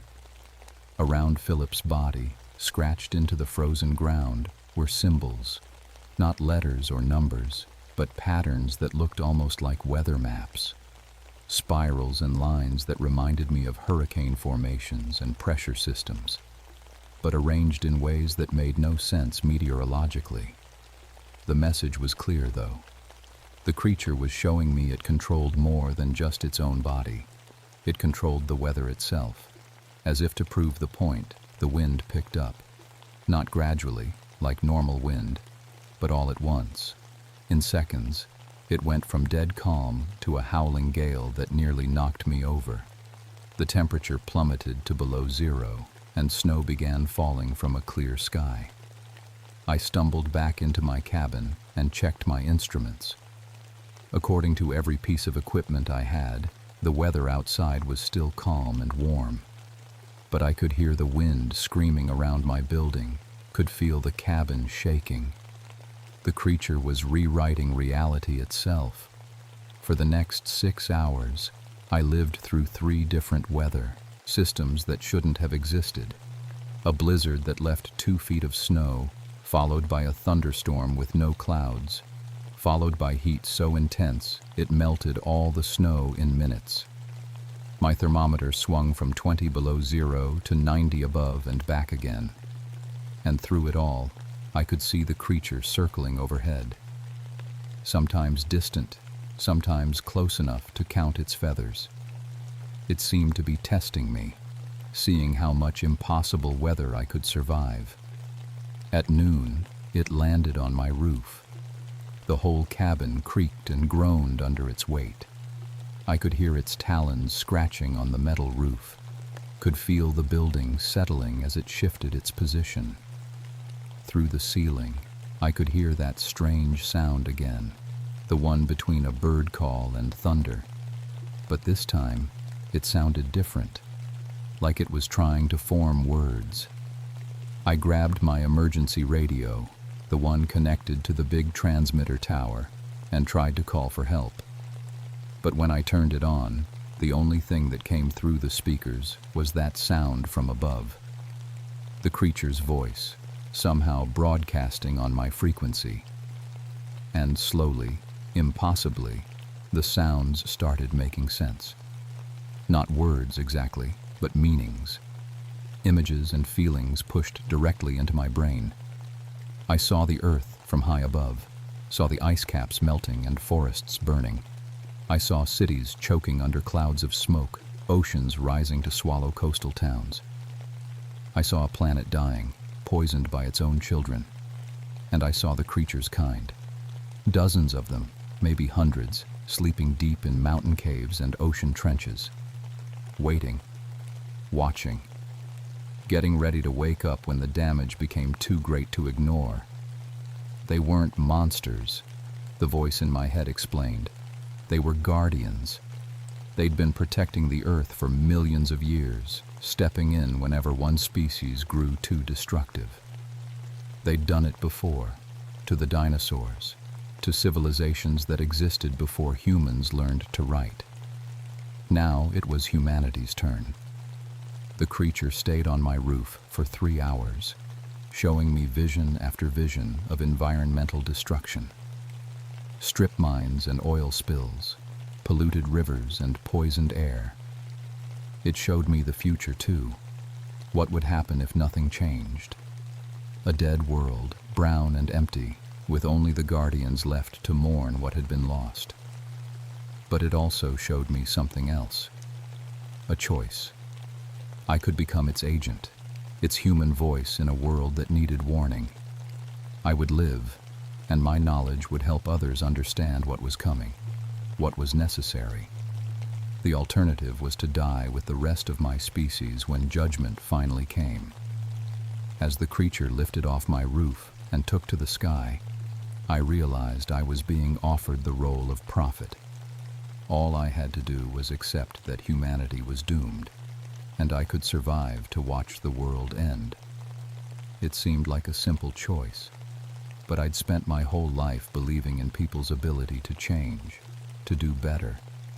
I thought about my daughter, growing up in a world where giant creatures decided who lived and who died. I thought about that, and I made my decision. The creature landed in front of my cabin at exactly 3 a.m., when the midnight sun hung low and red on the horizon. Up close, it was even more impossible than I'd imagined. Each feather was the size of a shield, black as deep space and shot through with veins of silver that pulsed like a heartbeat. Its eyes were golden and ancient, holding intelligence that made me feel like a child. When it spoke this time, I heard actual words in my head, clear as if someone was standing next to me. Catherine Blackwood, Weather Watcher. Mother, you have seen the truth of what comes. I stepped out of my cabin, clutching an emergency flare in each hand. My voice shook when I answered, but I got the words out. I've seen your truth, but I don't accept it. The creature tilted its massive head, studying me. You would choose death over purpose? I'd choose hope over surrender. Hope? The word came with a wave of images, dead forests, poisoned rivers, species going extinct every day. Look around you, small one. See what your kind has wrought. Where is hope in this? In people like Dave Morrison, who risked his life flying supplies to remote places. In Dr. Phillips, who came up here to study how we can better understand our planet. In my daughter, who still believes the world can be fixed. The creature's eyes flashed with something that might have been anger. Sentiment. Your species excels at pretty words while destroying everything you claim to love. Maybe. But we also excel at surprising ourselves. 50 years, the creature said, and I felt the weight of absolute certainty behind the words. In 50 years, the damage will be irreversible. We will wake our siblings, and the cleansing will begin. Accept this truth, and live to guide the survivors. And if I don't accept it, then you die now, and die again when judgment comes. The creature spread its wings, a span so wide they blocked out half the sky. Wind began to swirl around us, carrying ice and snow despite the summer air. The temperature dropped fast enough that my breath came out in clouds. There's a third option, I said, and pulled the pins from both flares. Red fire blazed in my hands, bright as miniature suns. The creature reared back, wings beating furiously. For the first time since this all started, it looked surprised. Fire does not harm us, little prophet. Maybe not, but it hurts your eyes, doesn't it? I was right. The creature's pupils contracted to pinpoints, and it turned its head away from the blazing light. In that moment of blindness, I threw both flares directly at its face and ran. What followed was the most terrifying minute of my life. The creature shrieked, not in my mind this time, but with its actual voice. The sound was like a tornado and a lightning strike happening at once. Trees would have been flattened. Glass would have shattered. The only reason I survived was that I was already running on flat tundra with nothing to fall on me. The wind hit me like a physical blow, knocking me face first into the soggy ground. Hail the size of golf balls began falling from the clear sky, each one hitting hard enough to bruise. Lightning struck all around me, so close I could smell ozone and burned grass.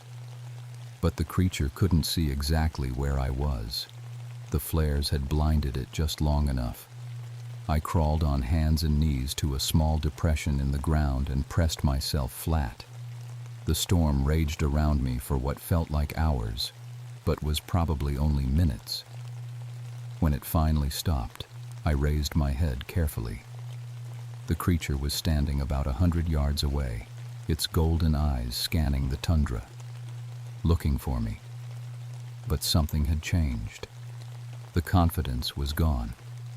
For the first time, it looked uncertain. "You cannot hide forever, Catherine Blackwood." "I'm not hiding," I called back, standing up slowly. "I'm making a choice." "You choose death." "I choose to believe my species is worth saving, even if I'm wrong." The creature studied me for a long moment. Then, impossibly, something like respect flickered in its ancient eyes. "You are marked," it said finally. "When the time comes, you will know. You will feel every degree of rising temperature, every species that dies, every forest that burns. You will carry the weight of your world's destruction until the day you breathe your last." "I can live with that. We shall see." The creature spread its wings and lifted into the air with a sound like thunder. But before it disappeared into the sky, it spoke one last time. 50 years, Weather Watcher, use them wisely." And then it was gone, leaving me alone on the empty tundra with 2 bodies and a destroyed weather station. The supply plane that found me 3 days later reported equipment failure due to a freak storm. The official report said I'd suffered hallucinations from shock and isolation. Dave Morrison and Dr. Phillips had died in the storm, along with my entire array of weather instruments. Nobody believed my story. I didn't expect them to, but I kept the piece of black feather I found embedded in my cabin wall. 8 inches long and harder than steel, with those silver veins that still pulse in the dark. Sometimes late at night, I can feel it calling to others of its kind.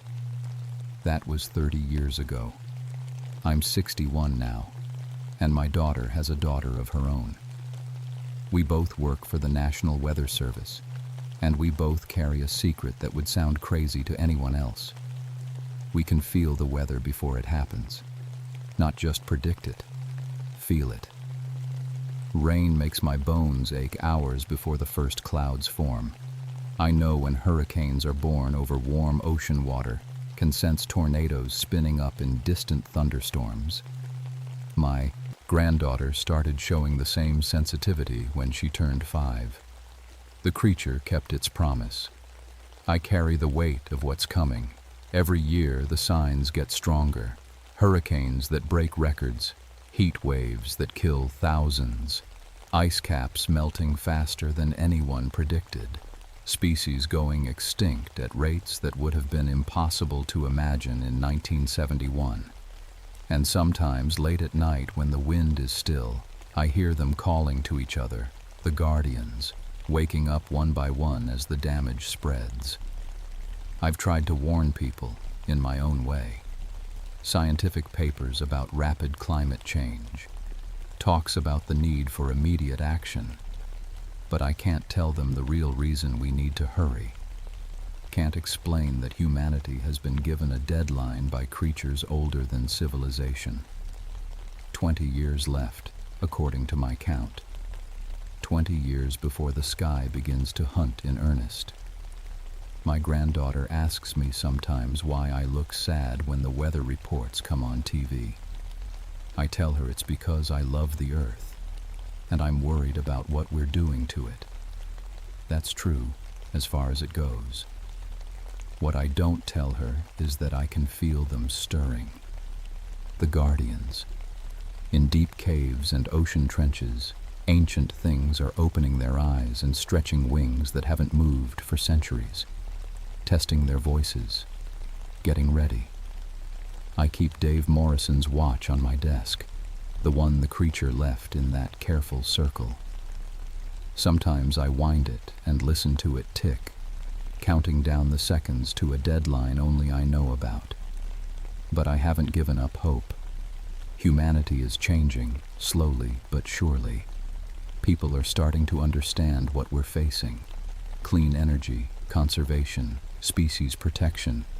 We're finally taking the right steps. The question is whether we're taking them fast enough. 20 years to prove we deserve to survive. 20 years to show the Guardians that we can be better than we've been. I won't live to see the final judgment, but my granddaughter will. And when the time comes, she'll have to make the same choice I made 30 years ago on the Alaskan tundra.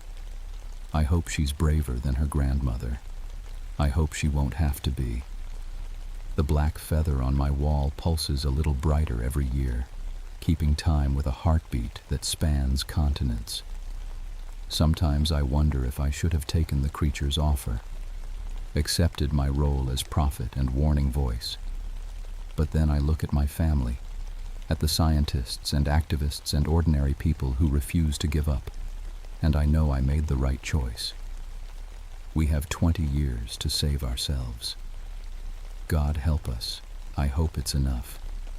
Because if it's not, the next time someone sees a shadow moving across the tundra, they won't live long enough to tell anyone about it. The sky is still hunting. It's just waiting for the right time to strike.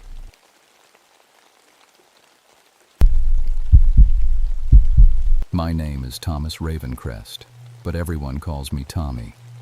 I've been a park ranger for 16 years now, and I thought I'd seen everything these Alaskan mountains could throw at me.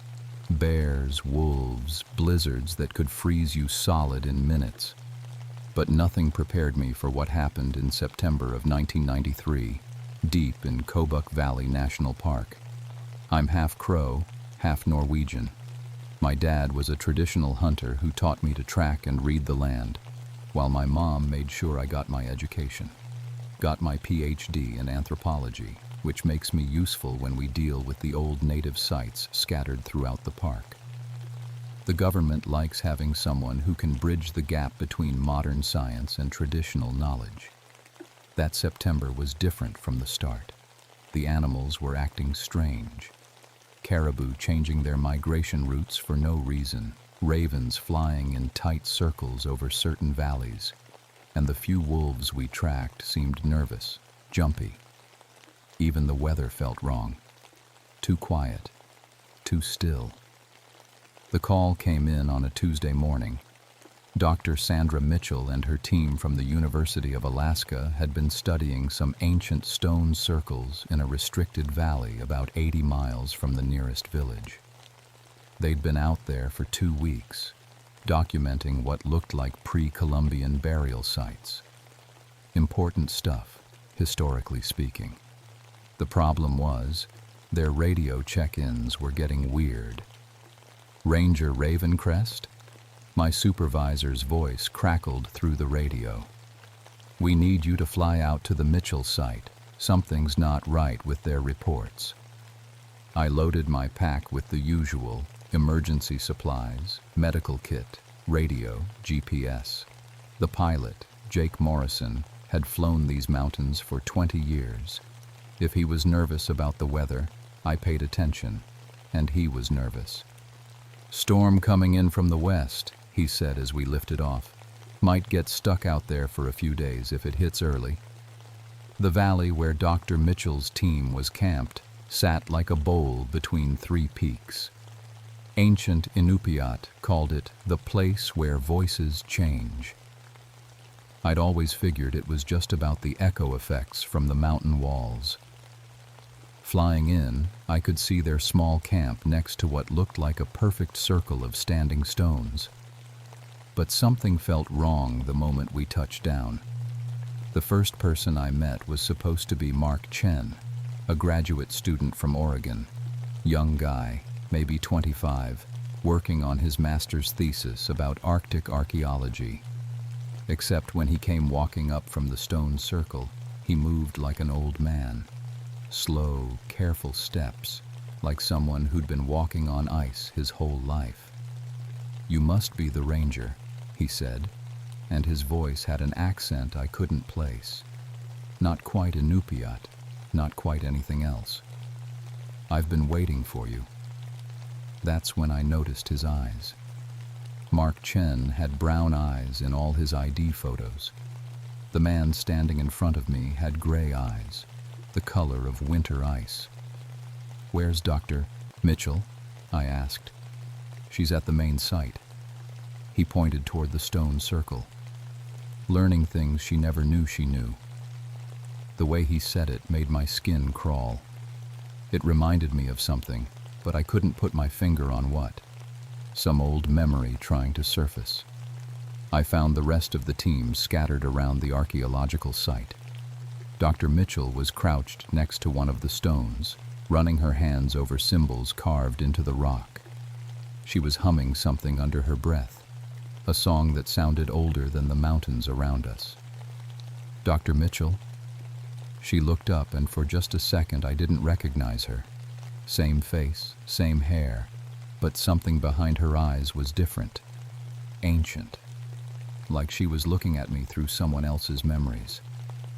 Ranger. Her voice was perfectly normal again. Thank you for coming. We've made some remarkable discoveries. But as she stood up, I noticed she favored her left leg slightly, like an old injury. According to her file, Sandra Mitchell had never been hurt in the field. Clean record, no accidents. The other two team members, Dr. Paul Hendricks and Sarah Kim, were working quietly near what looked like a burial mound. They both glanced up when I approached, and I got that same strange feeling, like I was looking at familiar faces wearing unfamiliar expressions. How long have you all been here? I asked. Time moves differently in this place, Sarah said without looking up from her excavation. Sometimes it feels like we've been here for generations. That night, as I set up my camp away from the main site, I kept thinking about that phrase. Time moves differently, and about Mark Chen's eyes, and Dr. Mitchell's sudden limp, and the way they all seemed to know things about the site that weren't in any of their research notes. I'd experienced something like this before. A long time ago, when I was just a kid.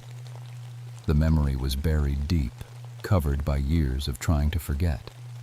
But it was starting to claw its way back to the surface. Something was very wrong in this place where voices change. The memory hit me in the middle of the night. I was 6 years old, camping with my father in the Brooks Range.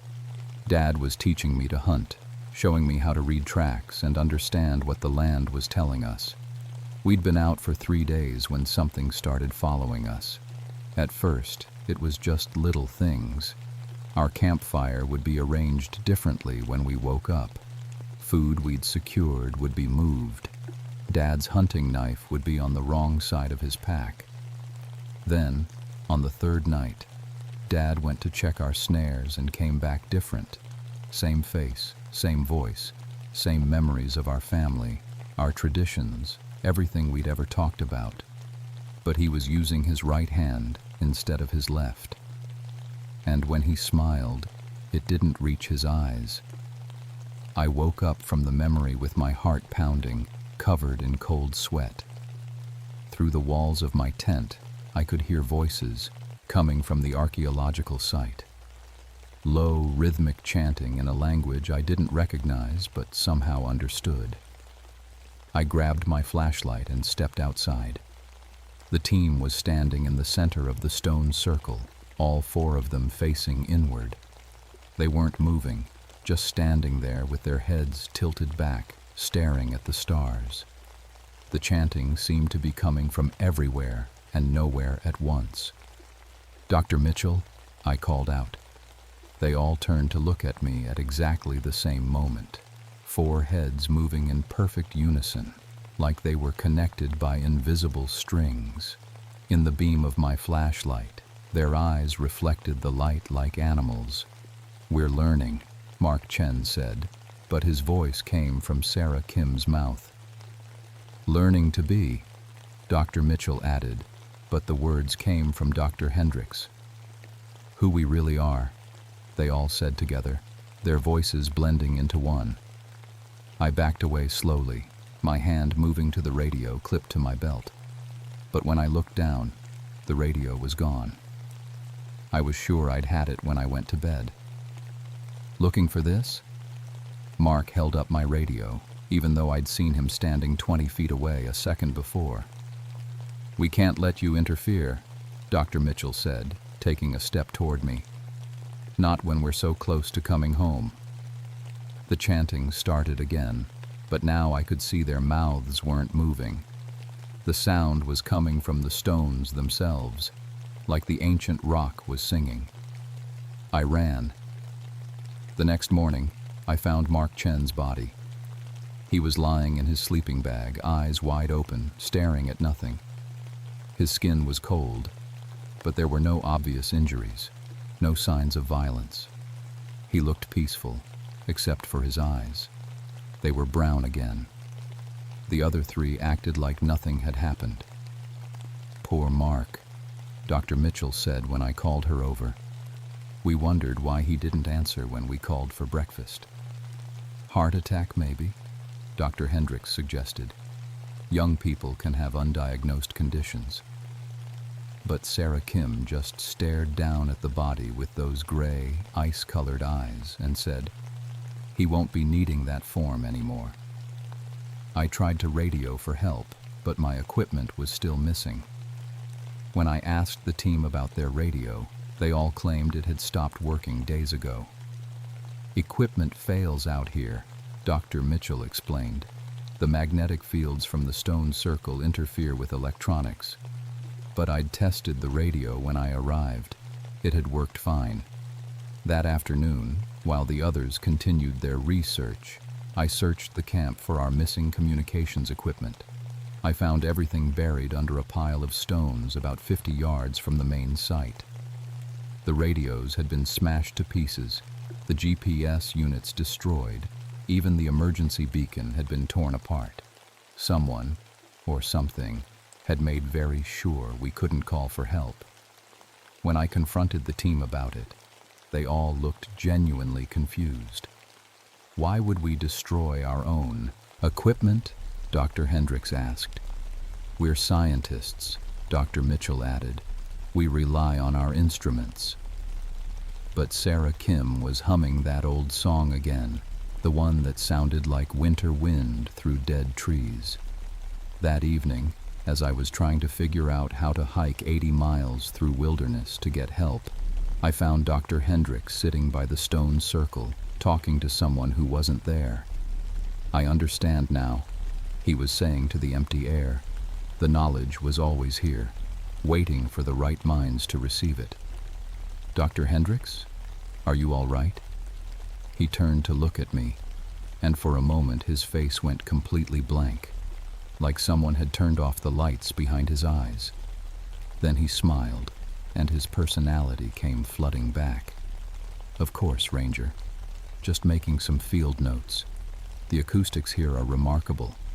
You can almost imagine the ancient voices still echoing off these stones. But when I looked at where he'd been directing his conversation, I saw something that made my blood run cold.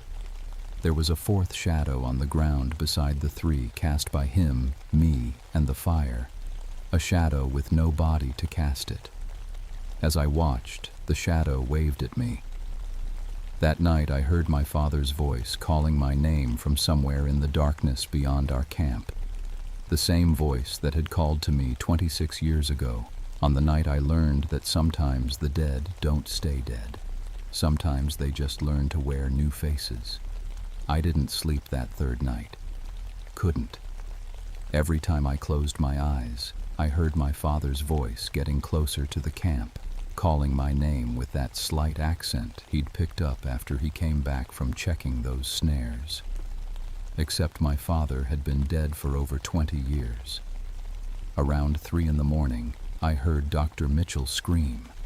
I grabbed my flashlight and ran to her tent, but when I unzipped the flap, she was lying peacefully in her sleeping bag, eyes wide open, staring at the tent ceiling. Dr. Mitchell? She turned her head toward me with mechanical precision, like a doll's head on a swivel. I remember being buried here, she said in a voice that was definitely not hers. Too deep, too old, with an accent from somewhere far away and long ago. The earth was so cold, but the waiting was worse than the cold. What are you talking about? She sat up, and in the beam of my flashlight I could see that her left hand was missing 2 fingers. Fingers that had definitely been there when I'd met her 2 days ago. "We've been waiting so long for visitors," she continued. "For people with the right kind of minds. Minds that can hold more than one soul." I backed out of the tent and nearly ran into Dr. Hendricks. He was standing right behind me, but I hadn't heard him approach. In the darkness, his eyes reflected the light like an animal's. "She's learning to share," he said conversationally. "It's difficult at first, having multiple personalities in one body. But she's adapting." "What did you do to her?" "We didn't do anything." Sarah Kim's voice came from behind me. I spun around to find her standing at the edge of the firelight. "We're just helping them remember who they really are." But the voice coming out of Sarah's mouth belonged to someone else. Someone older. Someone who spoke English like it was a second language learned late in life. "Who are you?" I demanded. "We are the people who lived here before the ice came," the thing wearing Sarah's face replied. "Before the world changed and forgot our names. But now we have new bodies to wear, new voices to speak with." That's when I understood. The archaeological team hadn't discovered an ancient burial site. They'd disturbed one, and whatever had been sleeping in those graves had decided it was time to wake up. I ran back to my tent and started packing. I had to get out of this valley, had to warn people about what was happening here. But when I reached for my hiking boots, I found them filled with small animal bones, arranged in perfect patterns. Someone had been in my tent while I was sleeping. "Going somewhere, Tommy?" I spun around. Mark Chen was standing at the entrance to my tent, fully dressed and very much alive. The same Mark Chen whose dead body I'd found that morning. "You died," I said. "Did I?" He tilted his head like he was genuinely confused. I remember feeling very sleepy for a while, like something was trying to push me out of my own head. But then I remembered some very interesting things about living in the wilderness. Skills I never knew I had. He held up his hands. The soft, uncalloused hands of a graduate student were gone. These hands were scarred and weathered, like they'd spent decades working with stone tools and winter survival. "Whose hands are those, Mark?" "My grandfather's," he said, but the voice was wrong. Too old, too certain. "He was a great hunter. Died in 1934 when the influenza came through the villages. But his knowledge lived on, buried in the old places, waiting for someone young and strong to carry it again." Behind him, I could see the other team members approaching. Dr. Mitchell moved with the confident stride of someone who'd spent their life walking on sea ice. Dr. Hendricks carried himself like a warrior, shoulders squared, head high, and Sarah Kim walked with the graceful, silent steps of someone who'd learned to hunt caribou with nothing but a spear and patience. None of them moved like the academic researchers they'd been 3 days ago. "The spirits of this place are coming home," the thing that looked like Mark said. "They've been homeless for so long, watching their children forget the old ways, the old knowledge. But now they have new hosts. Educated people with strong minds that can hold both old and new." "What happened to the real Dr. Mitchell? The real Mark Chen?" "They're still here," Sarah not Sarah replied, "sleeping in the back rooms of their own minds while their ancestors remember how to live again. They're not hurt. They're just sharing." But I remembered the empty look in Mark's eyes when I'd found his body. And I remembered my father, coming back from those snares with someone else looking out through his familiar face. The things wearing these people weren't sharing. They were taking over. I tried to run, but they surrounded me with inhuman coordination, moving like pack hunters who'd worked together for decades. When I dodged left, they were already there. When I feinted right, they anticipated it perfectly. "Why are you fighting this, Tommy?" Dr. Hendricks asked, his voice now carrying the authority of someone used to being obeyed without question. "Don't you want to know what your father learned in his last moments? Don't you want to understand what he became? My father is dead." "Death is just another country," Mark said. "And your father has been waiting there for you to join him. All these years, he's been practicing, learning to wear flesh again, getting ready for your return to this place." That's when I heard it again. My father's voice, calling from somewhere in the darkness beyond our camp. "Tommy, Tommy, come here, son. I have something to show you." It was perfect. Every inflection, every note of warmth and authority I remembered from childhood. If I hadn't seen what happened to him, if I hadn't watched that thing wearing his face try to hunt me through the wilderness, I might have gone to him. Instead, I grabbed a burning branch from our fire and swung it at the nearest possessed researcher. The flame passed right through Dr. Mitchell without touching her, but the light revealed something that made me scream. For just a second, superimposed over her familiar features, I saw another face. Ancient, weathered, with traditional tattoos marking the chin and cheeks. The face of someone who died decades before Dr. Mitchell was born. And behind that face, trapped and terrified, I caught a glimpse of the real Dr. Mitchell, struggling to break free from inside her own skull. "Help me," her real voice whispered, barely audible beneath the confident tones of her possessor. That's when I stopped running and started fighting back. But first, I had to remember everything my father taught me about surviving in the wilderness. The real lessons from before that thing started wearing his face. Because if I was going to save these people, I needed to understand what I was really fighting. And somewhere in the darkness, my father's voice kept calling, patient and persistent as winter itself.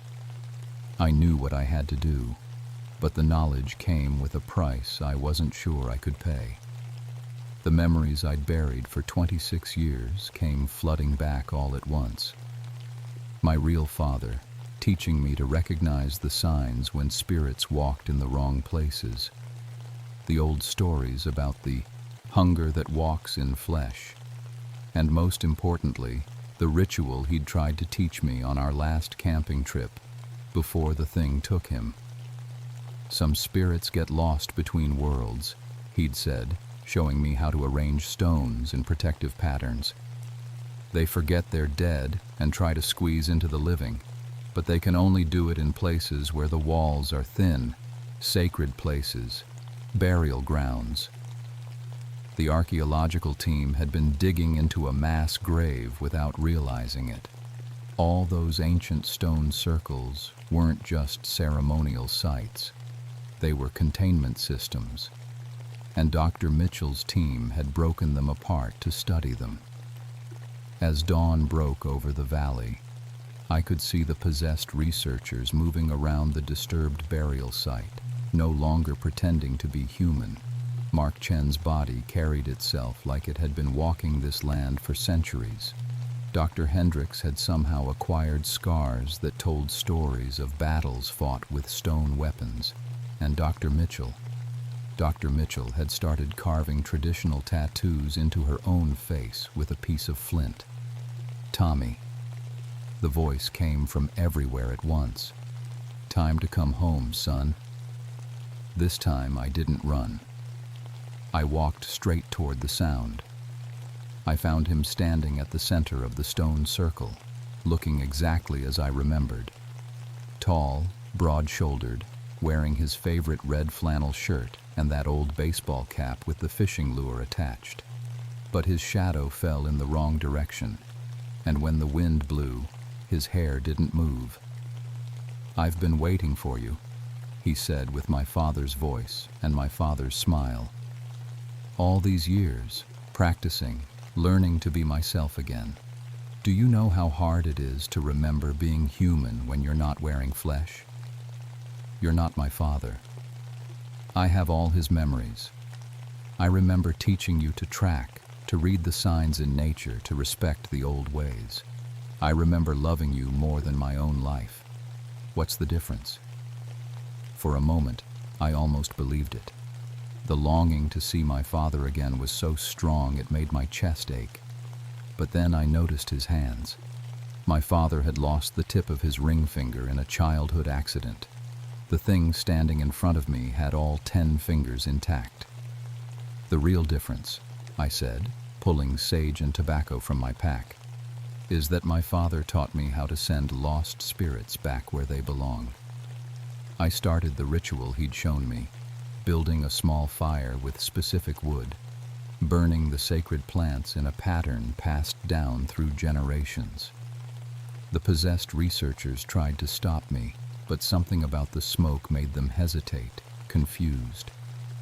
That won't work, the thing wearing my father's face said, but its voice had lost some of its confidence. The old ways are forgotten. The new generation doesn't have the strength. Maybe not, I admitted, continuing the ritual. But I'm not just new generation. I'm both old and new. Half Crow, half Norwegian. Half traditional, half educated. And that means I can do something you didn't expect. I pulled out my GPS unit, the backup one I'd hidden when I found the destroyed equipment. Modern technology, precise and reliable. But instead of using it to navigate, I used it to map the exact locations of the stone circles, calculating the geometric patterns with mathematical precision. You're bound to this place by the arrangement of the stones, I said, using coordinates and survey data to understand the sacred geometry. But you've been free because the archaeologists moved them. All I have to do is put them back where they belong. The thing wearing my father's face snarled, and for a second I saw its true appearance. Something ancient and hungry, with too many teeth and eyes like winter storms. You can't, it said. You don't have the strength to move stones that size. But I didn't need to move all of them. Just the key stones, the ones that closed the circuit.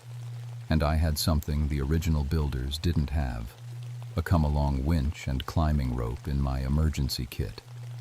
It took 3 hours of backbreaking work, using every piece of equipment I had and every bit of wilderness engineering my father had taught me.